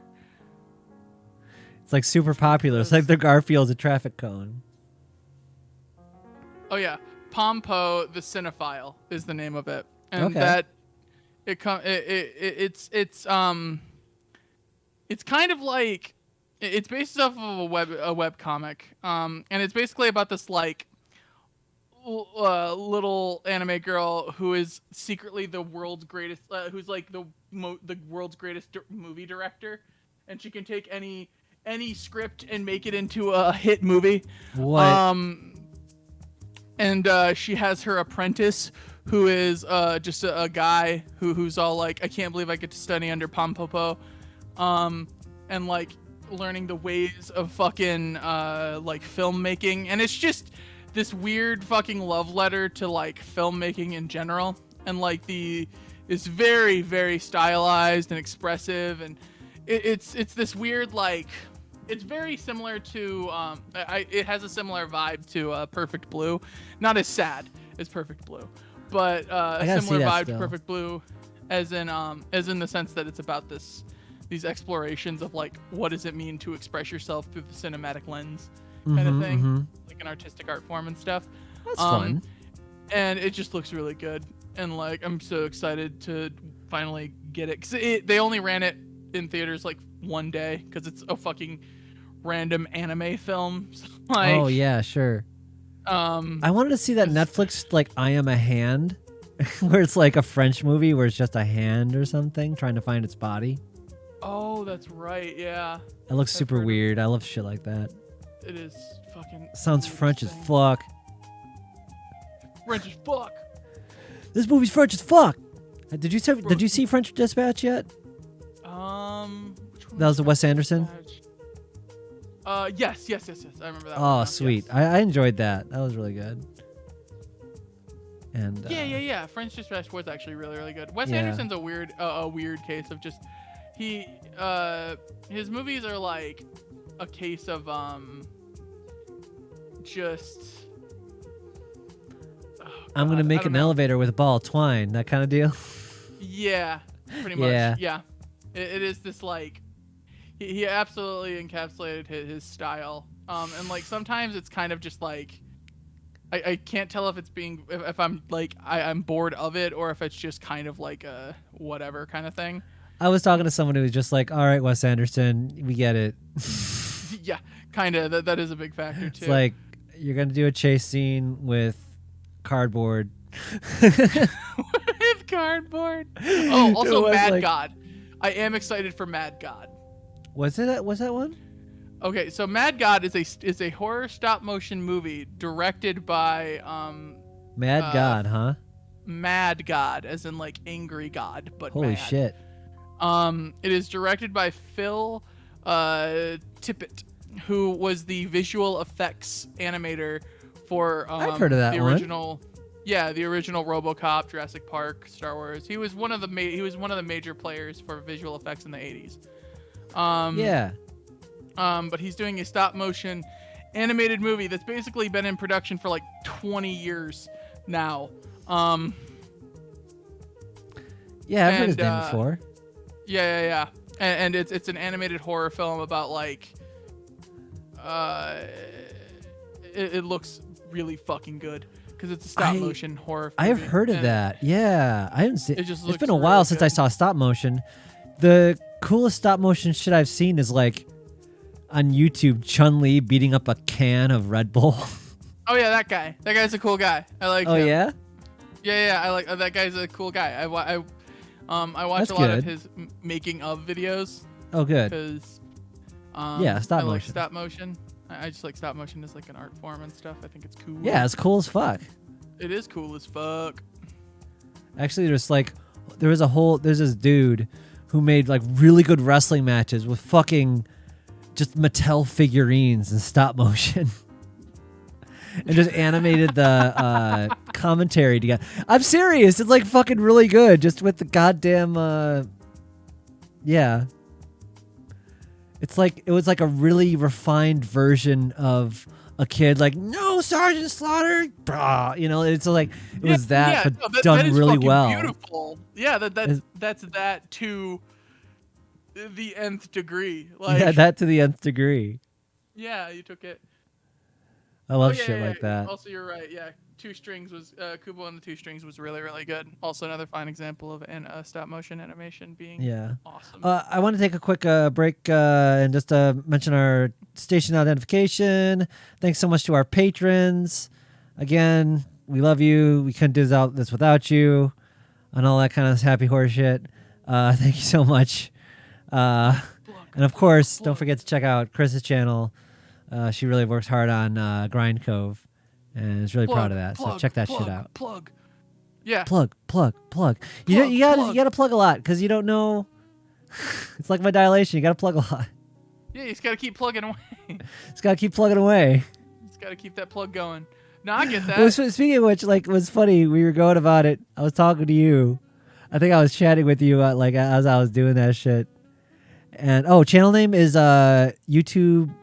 Comedy Bun. That's it's below my chest. Yeah, it's like woo. It's right there. Look at my tits. Look at my chest. Sue, objectify me and look at my chest, and you'll see it. I was talking to you, but oh my god, I got 5 more minutes. God damn it! And then like you're like, come on, you can do it. And I'm like, oh yeah. We just started broing out like, oh come on, you got this. Yeah, it was the gym. The whole idea, like the gym bro. But yeah. Like so now we're just dilating. We're just envisioning Puss Gym. They're all dilating and like they're getting their biggest. Like, come on, you don't want to be a shallow Hal. Push it. Go. You got this. And then like the best ones like walking. Oh shit! Here comes a deep 6. The deep set. Put another one in, bro. I'm at the base, bro. Put another one in. It's like another plate. Just shoving dilators in there. Yeah, it's like another plate. It's like, bro, I could take at least 2 more. Put 2 more in. Come on, put 2 more in, bro. Is that a stick of dynamite? I got this. Is that a stick of dynamite? Spot me, bro. Put the whole water bottle in there, bro. You gotta do it. You got this, bro. Bro, hydrating. Bro, you gotta hydrate. Bro, you're gonna be so wide, bro. Bro, you gotta hydrate and dilate. You know how it is. Take a sip, go down. Take a sip, go down. You're gonna be able to hold your whole wallet in there, no problem. Come on, you got this. Bro, keep it going. Keep it going. It's gonna be your other fanny pack. You're gonna put your fanny pack in your fanny pack because it's your fanny. In England.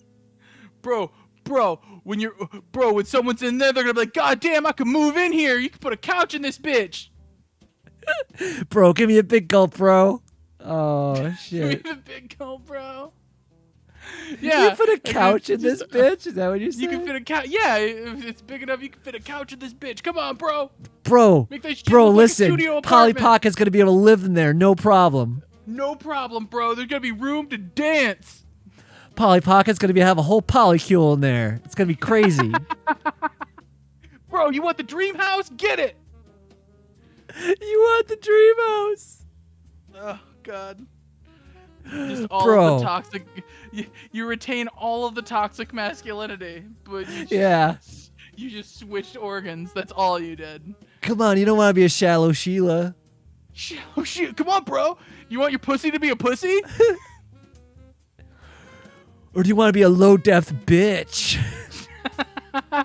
Low depth bitch. Do you want your front pocket to be like your jeans pockets because you're transitioning and it's totally cool and we respect that? But like still. Bro, come on, you don't want to be a jean pocket, you want to be a Polly Pocket. Come the fuck on, bro. Bro, you want to be like a Jack Bauer man bag. You just want to be down deep. You want to be able to pull an Uzi out of there and waste a terrorist. Pull an Uzi out of You would do that shit. Oh, God damn it. He's like, he's got Jack Bauer dead to rights. Like, oh shit. I have Wait a a vagina. minute. And just like, whoa, we got an Uzi. Vagina. Oh my God. It's a new Bauer. Oh, that's the fear, right? The woke. Woke if the Bauer? trans people- Yeah. Well, yeah. If the transes have their way, Yeah. they're just gonna they're gonna We're make taking all James these Bond movies. next, right? Yeah, that's right. Yeah, because there's woke James Bond. What the hell was our bit about woke James Bond? I'm trying Woke to James remember Bond now. to be like non-binary, like James Michelle Bond or some shit. Oh yeah, that's right. He was non-binary now. He's 007. Yeah. But yeah, and then it was. One of his movies would be called Live and Let Dilate. Yeah, that's what it was. Live and Let Yeah. Dilate. That's where we started with it. We did.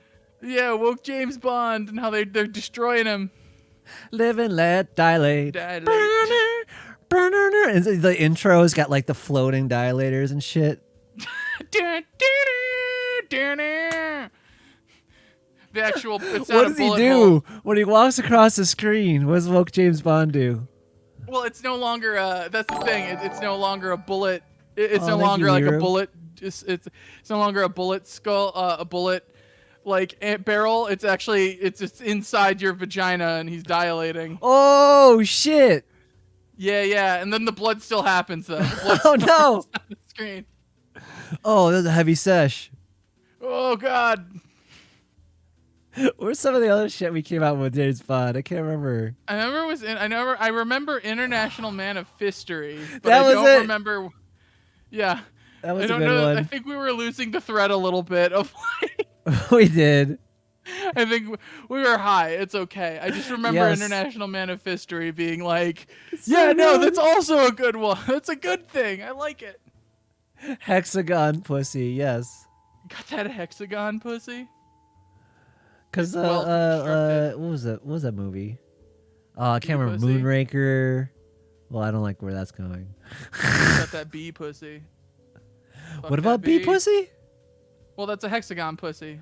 Oh, Got that bee understood. pussy. Dilate another day. Yeah, see, you get it. Dilate another day. Yeah, that's a good one. Octopussy. There's like a Wait, isn't crisis. Octopussy? Wait, wasn't Octopussy a James Bond one? That was a James Bond one. Or not a an Austin Powers one. For your thighs only. Ooh, that is okay. Oh, that's good. A lot of these are turning Maybe more for your into thigh porn highs parodies. only. Because he definitely wear thigh highs. He would wear thigh highs. For your thigh highs only. My The name spy is- who woke me. The spy who woke me. Okay, I like I'm that. into that. Oh, what was it? It would It's be like, this. "Hello, I'm Ivanka. Ivanka give consent to have sex with me." Yes, B. He would he would shag the ultimate trans girl, Dixie Normus. Dixie Normus. Dixie Normus, I love it. Oh, that is good. Yeah. And they're Oh, a dude, perfect that's match, because of They're course. perfect together. Who would the villain be though? Um, Would it be like someone who's like, I want all my stuff to be the grilling man, the griller? the gorilla? It's just a guy who's constantly at a grill with a white polo shirt, doing all the plans. Well, no, because it would have to be like, Dr. They. Dr. Binary, because he believes in two genders, because he's the villain. Like, Oh that's the whole shit! idea. Right. Yeah, he has to be like a villain to the theories of wokeness. So he'd be like, Yeah. Oh my god. proud, no, So that was a thing. PhD boy. I'm trying to remember the last James Bond I saw was he's got to go. He has to face a spooky queer. Spooky queer. A spooky queer, which honestly he was good.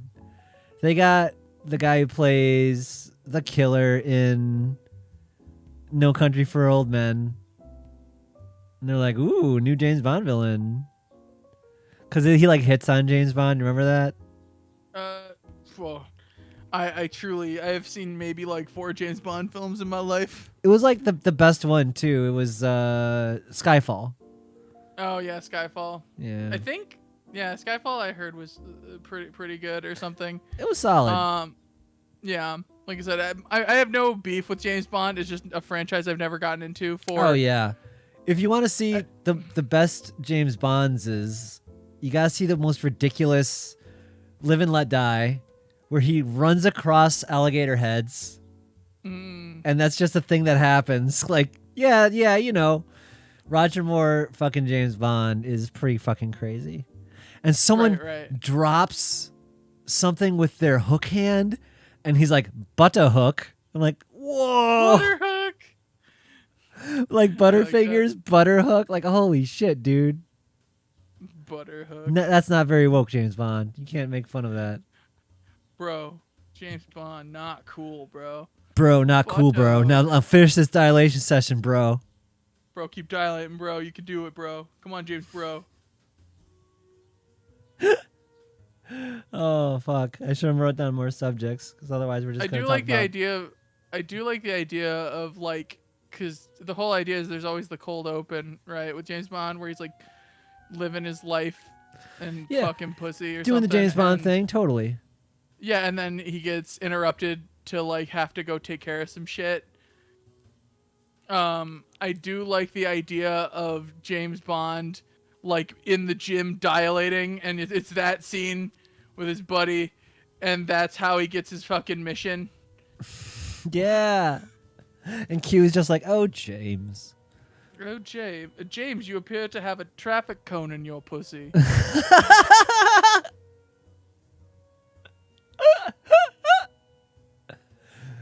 Oh.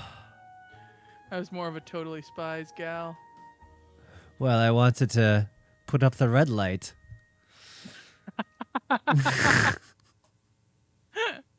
You have a traffic code in your pussy. My word, James. My word, James. You appear to have a traffic cone in your pussy. My word, James. You have a rocket launcher in your pussy. Is this all he does? Just puts weapons in his pussy? Yes. He just dilates. That's all he does every day. You just see him. He's got a full-on black market up there. Yeah, it's his badge of holding. His badge of holding. Yeah. That reminds me of, I told you the story of how I worked on the Jackass game, right? And we literally had the Assventory, where I had to make an animation of Johnny Knoxville reaching into his ass and pulling something out. And then your inventory screen would come up. This actually happened in video game development, and they added I kind of appreciate it. They added a cartoony, like, it was. Yeah, you got to. Yeah, I'm not. I shit you not, Seamus. Oh, that's beautiful though. I mean, I kind of appreciate the commitment. It's it's like fuck it. We're probably not gonna get this game to come out, so we're just gonna go all out. Well, it's funny. We did not finish it. We handed it over to the assets to somebody else, and someone made like a just your standard like mini game bullshit. But we literally did not know how to make a Jackass game, and you just hear Johnny Knoxville running around and running into shit and going ragdoll. I mean, I guess that the idea is it would just kind of be a GTA clone, right? At the time was what it probably could have been. It's even worse. Like you just ran around and pressed the ragdoll button and then like let the physics take over. That's so weird. Very. It is so weird. There's Skate 3. Could have been. You appreciated that I did a shitload of Duel Masters animations because you watched that show. You did. Yeah, you did. You worked on the Duel Masters game. Yeah. And I'm like, wait, fucking Duel Masters? Because I fucking love Duel Masters. I can't believe you played that. It makes me happy. I played the shit out of that game. It was Who's the kid with the spiky hair? Shobu. It's so good. It's so good. Watch the intro for Duel Masters. It's so bad. Duel Masters. Well, that's the thing about Duel Masters was it was Redikai was the actual like game, right? Okay. That was the game but they brought it over and they were like trying to capitalize on Yu-Gi-Oh and like Duel Monsters, like because that was the height of that. No, Seamus. Duel Masters was for PS2. But I think there was also a Nintendo game as well. There was a Game Boy Advance game as well. But okay, I believe it. Yeah. It might have been a shittier port of the PS2 game. Oh, was it just the same thing? That's possible. Maybe, I don't know. It's possible. Like there was a anyways, Duel Masters at the height of the popularity of things like Yu-Gi-Oh! And like card game hobby shonen. Oh, I get you. They were trying to they were bringing it over, but like, you know, they wanted the Redikai didn't really like ring. It's a little too it's a little too Japanese sounding. You know how it goes. Oh, so they Americanized it to call it Duel Masters. And so what ends up happening is the dub, and I don't know if it was intention. I don't know the full history of the dub because that's sort of the actual production history of how the dub became what it was is rare, even for like well-made or well-known shows. But like the dub that came out for Duel Masters was they took it in the direction of more of a parody of Yu-Gi-Oh! And kind of basically wrote their own abridged series of it, similar to like Ghost Stories, where like the dub is mostly kind of poking fun at it. Oh, okay. And so like they split the difference a little bit more than, you know, because it still like ran on Toonami and shit, so it wasn't like full on Ghost Stories level of like right. But like they did. But there is a lot of like, what are you doing here? You know, like, you're just gonna pull a card out. You're just gonna pull the card that you really need. And he goes, yeah, not sure why, but I do. Like, that's awesome. I love shit like the writing of fuck. What was it? Digimon was actually way more clever than I expected it to be. Was that like kind of similar in the post? We're just gonna put a fucking funny line in here, whatever. Yeah, Digimon was different in that it wasn't necessarily because, like I said, Duel Masters dub is very much like I said, they're full on calling out parody. Like the writers are like, wait, that happened next? That's weird, and then they just write a character going, that happened next? That's weird. Yeah. But with Digimon, it was more of a case of kind of like it was kind of more of a case of like, so we need a line here. It has to be funny because we need more jokes.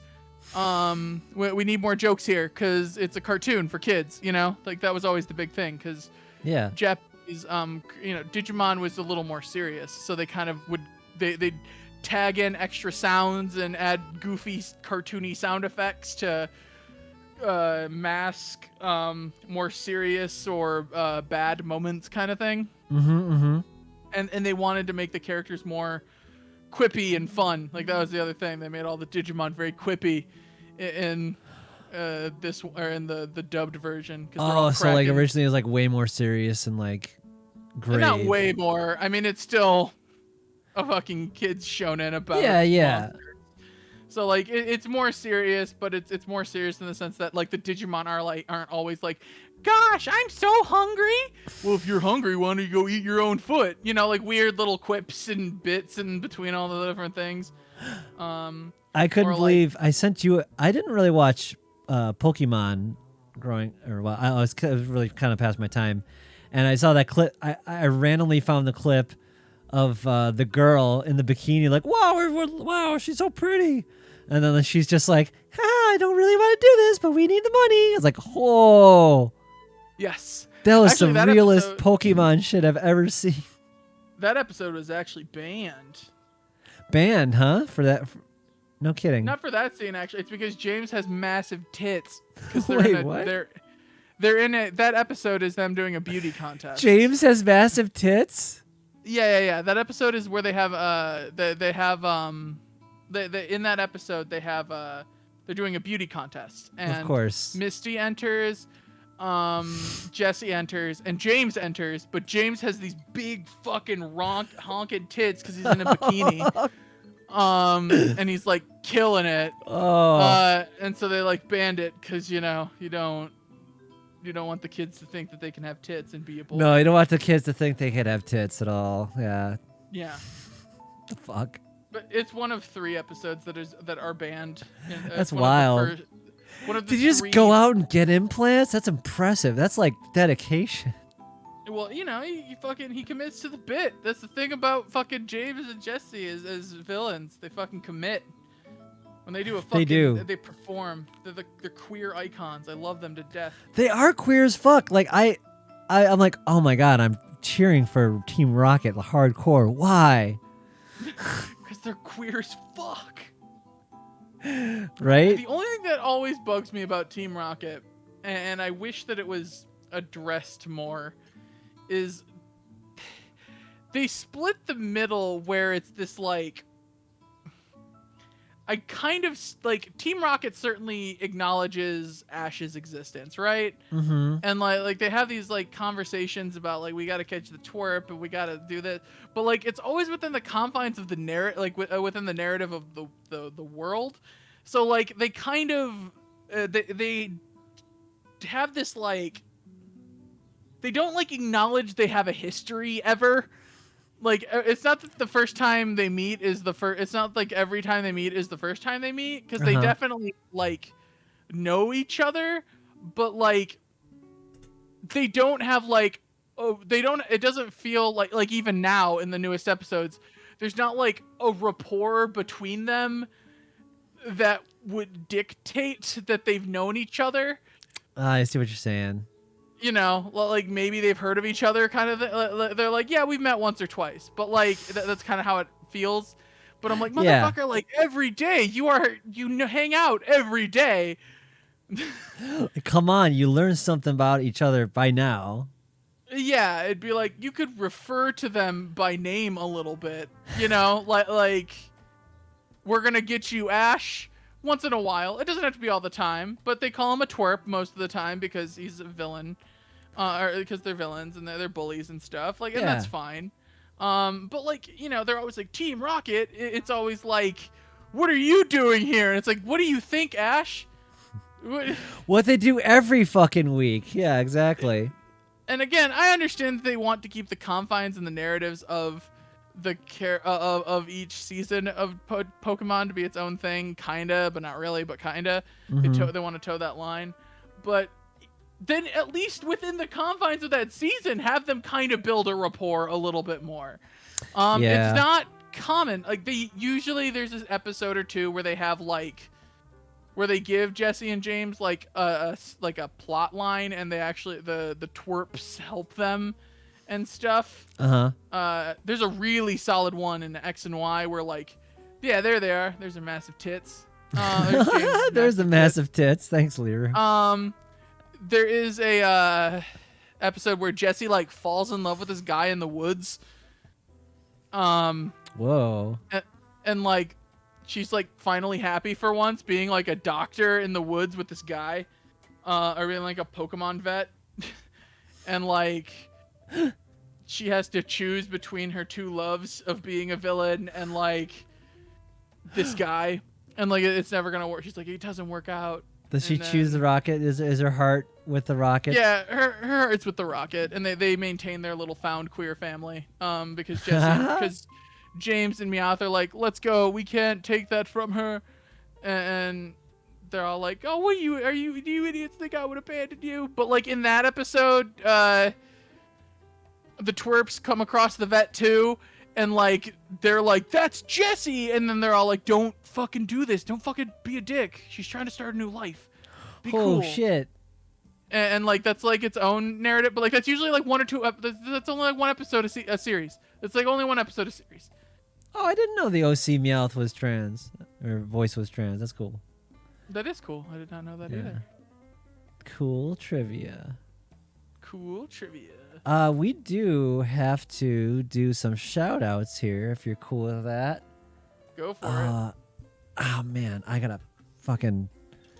Oh, I'm trying not to. I need to pee, but I'm gonna tough it out, I think. All right. So those who send us in for shout outs, I think it's a $5 level. Let's see for sure. Yeah, the shout at the $5 level. Oh no, $3 actually. You get the chance to get pulled from the cup, and then we make a story about your name or other things. So that's what we do. And the first one is Exendiv backwards. Exendiv's little teacup bat, which well, we love Exendiv. He's a little teacup bat that's what do you call imaginary friend of Miko's, but I'm sure he gets in all sorts of adventures. And what would Exendiv's movie be? Exendiv's movie? Yeah, a little bat and teacup. What do you do with that? Let's see. Little teacup bat named in the big city? In the big city? Okay, you know what? I'm going to say Exendiv's story, a teacup bat. You know what? I'm gonna go out on a limb here, like a bat would, and I'm gonna say Exendiv's story is the story of the teacup bat people are in a turf war with the vampire bat people, because vampire bats work as like a villain energy type thing, an easy villain type energy cell. Yeah. And so basically, they're having like a weird little there's this whole thing where like the vampire bats are gonna get you, and Exendiv is like is a bit of an alarmist boy who cried wolf type thing, bat who cried vampire type thing. Right. At which point, you know, he's all like, I saw a vampire bat in the woods. I saw a vampire bat in the woods. And they're like, Exendiv, you knew you weren't supposed to be out there after dark. And he's all like, I know, but I had to get the berries for Marsh's birthday or whatever. To make tea. To make tea. And then they're all like, Exendiv, come on. And they have this whole like perfect universe thing. Like, vampire bats aren't real. And then the vampire bats attack the fucking village. Oh, and Exendiv shit. has to go and they convert everyone into vampires because we're taking liberties. I know that's not how vampire bats work, but in this world it does. They're literally vampire bats. Like, So that's their... So Exendiv's the final teacup bat. Yeah, Exendiv's the final teacup bat who needs to save his people. And so he has to go on a quest to find the tea that cures the like leaf that cures garlic vampirism. Tea. Yeah. Yeah. The leaf that cures vampirism, And so, but you know, along the way, he makes friends with, we'll say, a sassy gecko girl. Awesome. I love it. A bumbling Bumblebee. Yeah, okay, I like that. Well, a bumbling bumblebee. Yeah. He's really fat, and he's all like, I like food, and I'm scared a lot, like, because he's a big, I like he's food. a big bumblebee. But he has a heart of gold. He has a heart of gold. Yeah. And then what's a good? I'm trying to think of a good, like, what's a good rival-y character who X and Div butts heads with, but they have mutual respect. And you kinda like the Templeton of, if you will. Yeah, that just kiss energy. Kiss energy. Just kiss energy. I want to say like a sugar glider could work. Yeah, that would work. Like an edgelord sugar glider who's like, you don't just like know. whatever. Yeah, he's like, whatever. Yeah, I'll help you out. And so the sassy gecko girl, the edgelord sugar glider, and the bumbling bumblebee and X and Div all band together to find this to find these leaves so that they could brew some tea and save X and Div's village. I love it. Yeah, the sugar glider's not really sweet, actually. Yeah, I know I'm a sugar glider. I just called that. Dumbass. And it's like, I'm whoa, he's so tough. I'm more like a sour glider. And if anyone here watches wrestling, it's going to be played by Hook. There's this wrestler, his name's Hook. He's Taz's kid, and he looks like fucking a Final Fantasy character with the big fucking hair. And he's just like, whatever. He'd be the perfect sugar glider. He'd be the spicy glider. The spicy Nice, glider.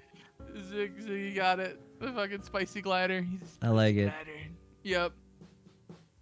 Yeah, and then I'm trying to figure out what the big third act reveal is. Well, we've already given like so much. You could end it out of nowhere. Yeah. Well, I mean, I certainly one of the big things I want to see is the tea would go into the water supply. So Of course. They would mix the tea into like some kind of dam or something, and then they'd release it, and it would get into the water supply, and that's and how the vampire bats are like, you poisoned the well, and they have their own society, and the Will Smith's like, oh fuck. No, I'm just kidding. Yeah. Well, that's why the vampire bats wind up. Like I said, they can't administer the tea to all the vampires. It'll take too long. Oh, you have to have a ticking clock element. That's what the big third act would be. You'd add a ticking clock element where it turns out hell like yeah. once you've been turned into a bat or vampire bat, the effects are permanent after like a week. Yeah, absolutely. And so then they're like, yeah, you can't they're like, well, we can't administer this to everyone in before it's too late. And they're like, oh, the water supply. Oh. They figured it out. Yeah. But then I hope X and Div doesn't die for our sins at the end. No. Nah, he makes it. No, he can't. But he can't like save his dad or mom. Oh shit! That's a tragedy. You can't have it all. Well, the village elder. We'll say like surrogate mom or like surrogate grandpa. Where it's this idea of like you can't save everyone, and he becomes the new like village elder. He gets appointed to be the new village elder, new village defense bat. Something. It's the idea of him getting what he wanted, but like he loses his mentor in the process. Oh yeah. Oh, and the big final boss is his bully from the first act, who's all like X and Div, more like X and Nerd. Oh, you know what his master's name is? What is it? Steep. Deep? No, steep. Like you steep the tea. Oh, yeah, I like it. Steep is Yeah, good. I like steep. that. Yup. So like, yeah, and like I said, the big final showdown is with his like I said, his bully or his bully from the first act, who's all like, yeah, the X and Div, more like X and Dork, and then it's that guy, but he's a vampire bat now, and he doesn't want to be not a vampire bat because he likes the power it gives him. Oh fuck. I dig it. The end. The end. That would be my guess, though. That would be. I'd watch that in the summer by DreamWorks. I would definitely watch that shit. Yeah, I'd watch that. Absolutely. Yeah. I mean, yeah, certainly. If you showed that like a DVD fucking cover. Oh, you think that'd be straight to DVD? Well, I mean, I certainly don't think I would. I mean, I'd probably watch it in theaters, but also it'd be like surprising to see it in theaters, I guess, in my mind. Yeah. Tezcat said there'd be a random Tanuki character named Teabag. Oh, yeah. He's like yeah, right? Weird, and he's just like fucking, God damn it, Teabag, get your off my head. Oh, yeah, he keeps fucking transforming into random objects throughout the adventure. Right? And they're all like, oh, did I hear you needed food? Ah, fucking Teabag, get out God of here. damn it, Teabag. Every time I lie down. Every time I lie down, I can't sleep without you being over my head. It's my name. That's my name. That's my name. God damn it, Teabag. He's voiced by Christopher Lloyd. That's my name. That's my name. That's me, Teabag, the Tanuki. And he also just says like stuff that would be in like a Halo match, since his name's Teabag. It's like spectacular. He's just like, sniping is a legit strategy, and then he'd like teabag someone. Oh, you mean like things that they would say in the voice chat of Oh, he's got his own voice chat. Yeah. Okay, I thought you were talking about like he would be like the announcer, so it'd be all like kill, multi-kill. Please? I'm like, what? I need Christopher Lloyd to do the next arena shooter. I need this in my life. He's on a Marty, rampage. you gotta get the... Oh my god. Back to the Future. The multiplayer massive multiplayer shooter. What? They've gone too far. I'm Biff. I'm Biff. It's the Biffs versus the Martys. You can dump shit on them in different ways. Yeah. Well, there's like random gags throughout the map, but oh god, nope. He can turn Marty into a chicken, like literally. Well, you're a chicken. Yeah, well, it's the multiverse of madness type thing where everyone is either a Biff or a Marty, and it's your red versus blue team type thing. Whoa. And so you have these like, and you have the different like universes of Biff and universes of Marty. So you have like, you know, like Western Marty and like normal Marty, and they have different skills. And then Capture the Flag is Marty's mom in a car. Oh shit! Or like King of the Hill. Who's gonna get in there and kiss mom? Who's gonna kiss? You have to guard the point. Oh which is just shit! the That's car. like fucking weird. Oh, sorry. I love it. I just like, oh my god. And I just love the idea of the like fucking whole like that panning shot of all the Biffs. Oh like, shit! And all of them fucking quoting lines from the movie, like make like a tree and buzz off. Except he kind of gets like Agent Smith a bit, like I got purpose now. Yeah, Butthead. Like, yeah. Fuckhead. He just completely abandons like the weird bully energy just to go down. I got agency now, fuckhead. I got agent now, butthead. Oh, butthead. We'll make like a tree and get out of here. Butthead. I thought you said fuckhead, so I was like, oh, God no. damn. I thought he like completely abandoned the 80s like bully energy for just straight up being mean. He's just like, you fuck. Like, whoa, Biff. Yeah, that's right. Biff.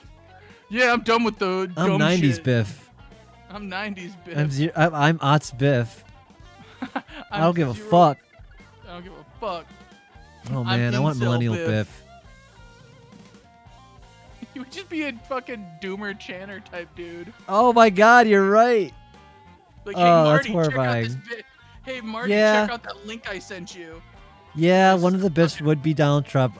Is Cat. You were 100% correct because they did base it on him.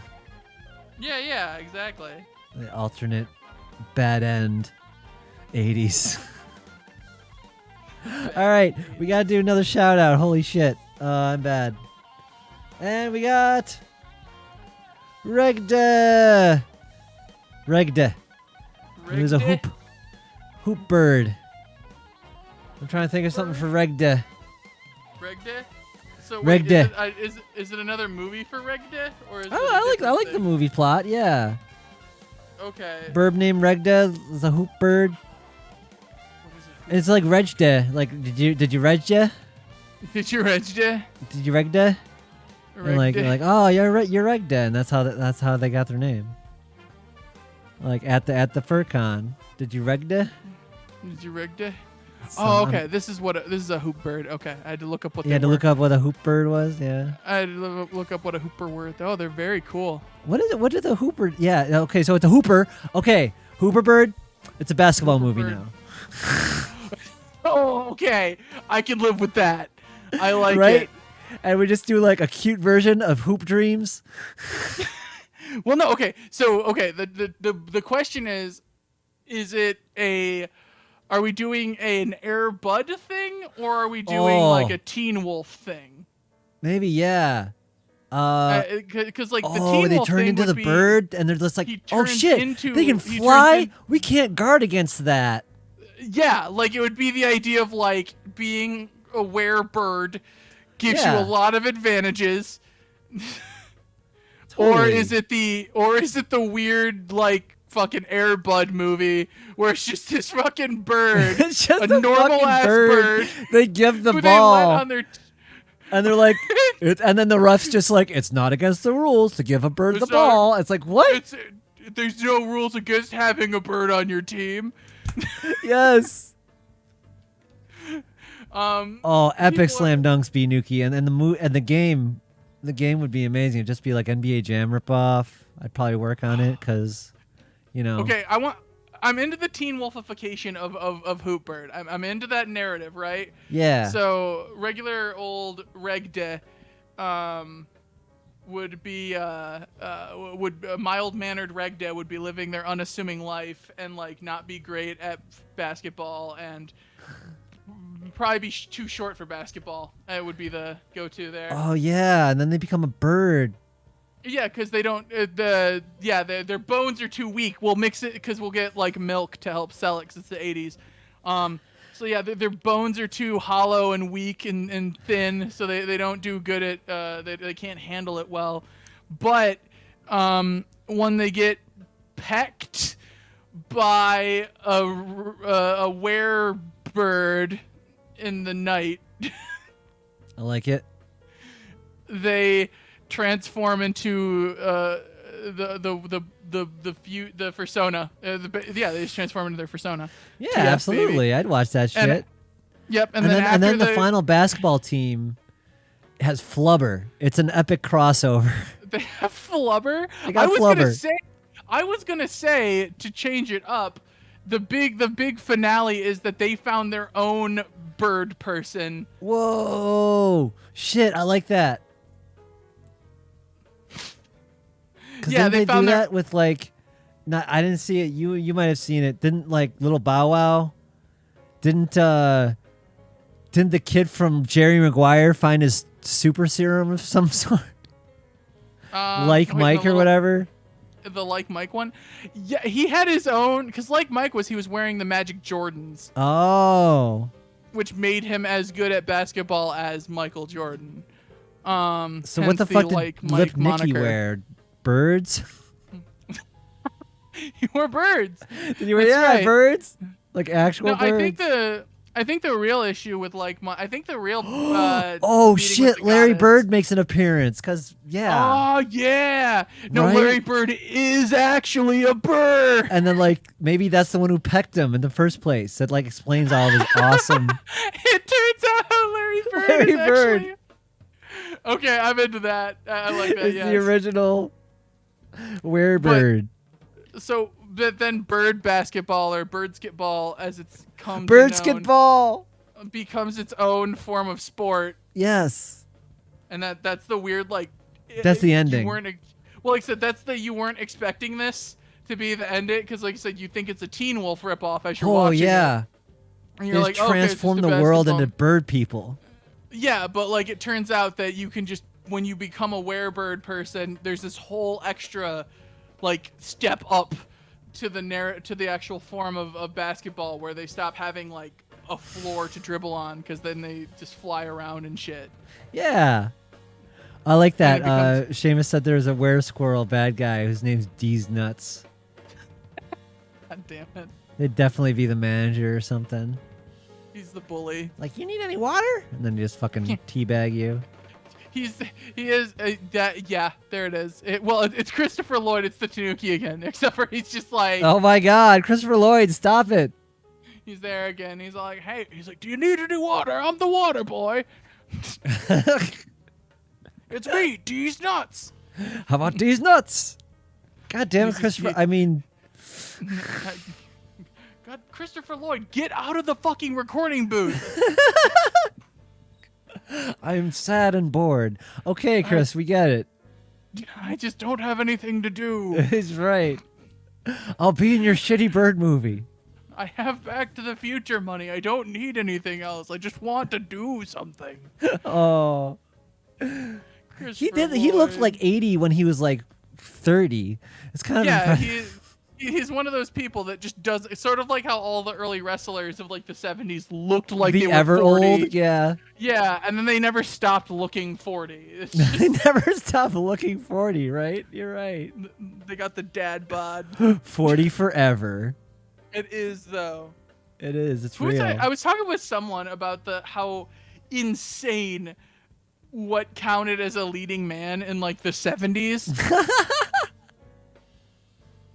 Cause like when you think about the fact that like Kirk like was like a fucking hunk of a character and like he would take his shirt off and it was like hot and I'm like that dude just kind of has like a gut. He does. He's got the portly dad bod. Yeah. It was just every fucking leading man in like horror movies, action movies was just your fucking dad. Like they were just like some fucking dude with a beer gut. Maybe everyone else in space was like mega ripped. Like, whoa, look at that keg.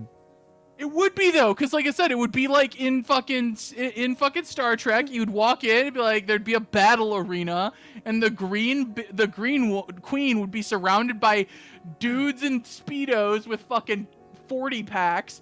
Yeah. But Kirk would beat them all with his dad bod and right? like fuck the green. Like how do we match that?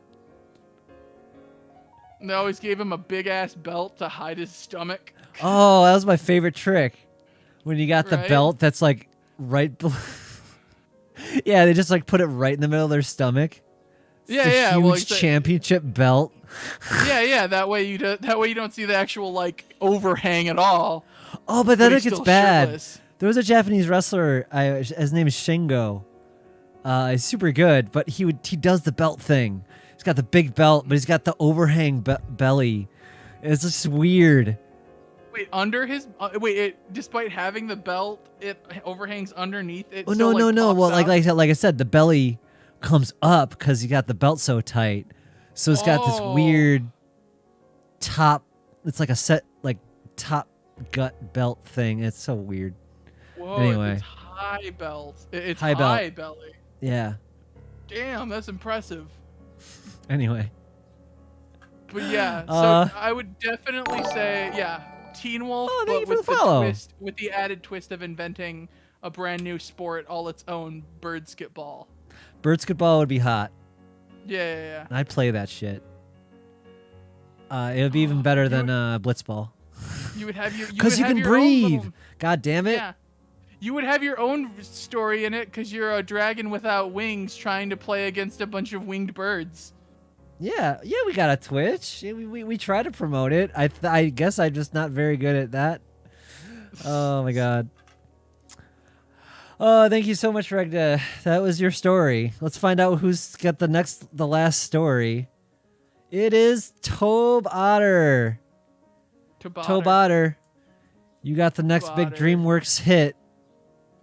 We need a fun otter story. Let's see. Tobe Otter. I'm trying to think of one too. Because Okay. honestly, we already had one with the Surfs Up, kinda. Yeah. Yeah, that is true. We did have surfs. And we have an otter there. But I don't know. I'm trying to think. Let's see. Tobe Otter. Let's just fuck it up. Let's just go in space. Okay. Space Otter? Like, I can't think of any other. Okay. A Space Otter scene. No, I got it. Okay. Their name is Tobe, right? But they're like, they Yeah. go into space. But they're, oh shit, they're Shakespearean. They owe all these Shakespearean quotes because to be, you know, that's why they call, that's why their name's Tobe. Tobe. You know, T-O-B-E, Tobe. She's like, to be or not to be. And like, oh shit. I mean, he can't do anything. He's reciting Hamlet. Space. I mean, there's certainly a lot of puns there because you have outer space, you have space opera. Yeah, he could have outer space, definitely. Yep. You'd have space opera, like a kind of a 20. Okay, I'm into this. So let's see. We'll say it's a. What are some common narratives in space? Is it an AI thing? High sci-fi or hard sci-fi? Let's go hard. Hard sci-fi? Okay. Then we will say otters who have, we'll say the otter class of people for this planet that is primarily water with a few islands, have been sent out into space to farm the ice ring. Yes. That is the ice ring around the planet to bring it back down, a la Futurama, to help cool the boiling water because it's a mostly aqua planet. Yeah. So essentially, Tobe is a miner, not like a miner, like not like a miner, but like a miner. Yeah, not like a groom me baby. And so. So Tobe's like this like fucking god tier miner, and they're mining the ice rocks of the planet's ice belt. And you know what? Let's make Tobe a revolutionary. Tobe is sick of being treated. Tobe does not agree with the treatment of his workers after his good friend dies in an ice mining accident. Mm-hmm. And it turns out that the machines were faulty because the higher ups were trying to basically get the machine killed anyways as a means to collect insurance and also cut off like they were running out of things to mine in that section. Oh, and so yeah. They're like, let the mine collapse. Everyone will die there. We'll collect their insurance off of it. It's cheaper than shutting it down and reassociating everyone. So hear me out. Sudir said black hole, and a lot of people are saying outer space. Maybe they discover the ultimate power is how like every otter has a black hole and like their own TARDIS in their body. So like, yeah, they start to like enslave the otters for their holding capability. Oh my god. Okay, I could live with that. And I don't know Seamus, how. You can be the friend if you want. Yeah, you can be Tobe's like best friend who you grew up with on the asteroid deck. Yeah, totally. Yeah, and well, except you don't. Sadly, you don't get the epic funeral. That's part of the problem. They're not honoring your death. So Tobe, you would get the epic funeral at the very end. Yeah. When Tobe's like, we did it, and they've taken back the planet, and they've taken back the the space station. There we go. Oh no, ice mining otters, otter pops. Yeah, that's what happens when they get spaced. They get spaced. They become otter pops. They become otter pops. Or is that when they become dads? Oh shit! Here come the otter pops, and they're all like making dad jokes. Yeah. Whoa. Yeah. Well, yeah. Like I said, in my mind, I see it as like because like at the end, after they do it, after they manage to do it, and Tobe has their new sassy otter partner. Yeah. And like they're over your grave, and they finally have a moment, and they're like, "We did it, Seamus." And like Tobe would leave like a toy ship on your grave because like you wanted to be a pilot or something. Oh, like, it would shit. be this like I bought you the ship that you always wanted kind of thing. It would be like in honor of it. It'd be Tobe would be fulfilling the promise that he made to you Yeah. when you were kids, after he managed to set the people free. This is like, and then all the kids are watching this DreamWorks movie, like, holy shit, this is dark as fuck. It's like Titan AE. Yeah, like Cosmic it's not meant to Castaway be- and all that shit. It's not meant to be a kids movie, but it's animated, so a lot of people like Yeah. just were like, yeah, kids would Don watch Bluth this. did It's it. Animated. Yeah, exactly. It's like a Don Bluth thing. Don Bluth did it. Yeah, because instead of immigrants, it's workers' rights. Right, it's workers' rights. Yeah, instead of immigrants. So yeah, that would work. Tobe Otter gets everyone to unionize. All the otters. Yeah, he fucking, it's like Les Mis, but with otters in space. Oh shit. All right. We have just a little bit of time left, so we're gonna go to the chat. And as always, thank you, patrons, for giving us the ability to do this. And please follow Chris at her channel and check out Grind Cove because they're fucking awesome. So check out Yeah. those episodes. They're like, would you say like about 8 minutes each, yeah, or so, or no? Yeah. Well, the first episode's 5. Gotcha. Second episode's 11, or second episode's 7. Third episode's 11, or Nice. yeah, 11. They're not gonna get longer than 11. I promise you that. It's too much time. Oh my Retro, God. there is a Discord. I don't know if the link down there is updated because Discord always makes you change it. I will get on that after this. Sorry about that. Yeah. Oh, yeah, I'm sweating. It's good. Me 'Cause too. I have to go to the bathroom so badly. Piss your pants. Do it. No, I'm not gonna piss Little my bitch. pants. Piss your pants, bitch. That's No. how it works. Sorry, I'm projecting what I want in life. What is it? God damn it, Chris. Oh, Never piss my pants with this equipment. Be weird. piss your pants. No. Piss your pants. Do it. Back in. Stop bullying me, you goddamn bunny. Come on, piss your pants, bitch. Bro, come on. Bro, you got this. You can piss your You gotta pants. Piss your Want to pants, see bro. yellow it up? Paint them pants, bro. Oh, thank you, Sue. Oh goodness. All right, we got 2 minutes. What else you got in chat? Fuck. I like Alexander the Grape. Alexander the Grape. Oh, well, thank you for liking our con panels. We try to do them. Probably gonna do. What's your next con, Chris? Anthrocon. is Anthrocon. I will see you there. I'm not gonna pee my pants. mine. Everyone donate a bunch of bits to make Zampier. No, I'm not. I will not pee my pants for bits with my new bits. Pee your pants with new bits. For Pee your old pants with new bits.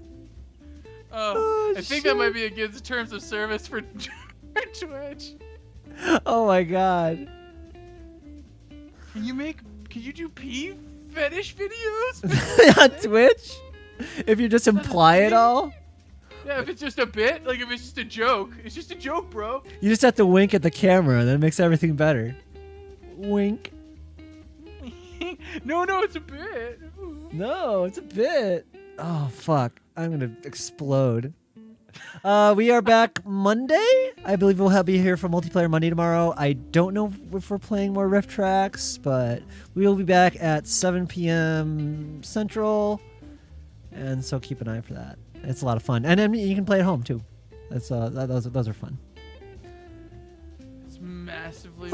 And as multiplayer always, check out Monday. Chris's channel. Yeah, Yeah, it's good. It's good. Yeah. and flights are stupid expensive. Yeah, they are. They They are. are. It's absurd. Oh my god. Trains. Okay, I think we made it. It's 2 o'clock. We hit the hour mark. Everybody, thank you so much. I'm going to see if we can pass us over to someone, if anyone we know is streaming. Haha, get it? Streaming because I got to pee. God damn it. Fuck. This is torture. Boozy Badger. That's Fuck. The best I'm part. going to raid This is him with torture. my pee stream. Yeah. Yeah. Oh wait, that's just a kitten cam, isn't it? Yeah, rate pee on the kittens. Is it just a kitten cam? If it's just a kitten cam, pee on the kitten cam. Does anyone know? Okay, I'll put Omnom. Yeah, I see Omnom. Okay. We'll rate Omnom. They're good peeps. Pee on a real person. Don't just pee on kittens. Don't pee on kittens, please. That's like my one rule. Yeah, see, Sue gets it. I don't have many ethics in this world, but do not pee on kittens. Thank you, everyone. We had a blast. Thank you, Chris, for joining me. I really appreciate it. Yeah, I had a lot of fun. You can see us around. Please join. Please follow her channel. I'll see y'all later. I'm gonna throw you over to Omnon Squirrel. Thanks a lot, everybody. Bye-bye. Bye-bye. Bye.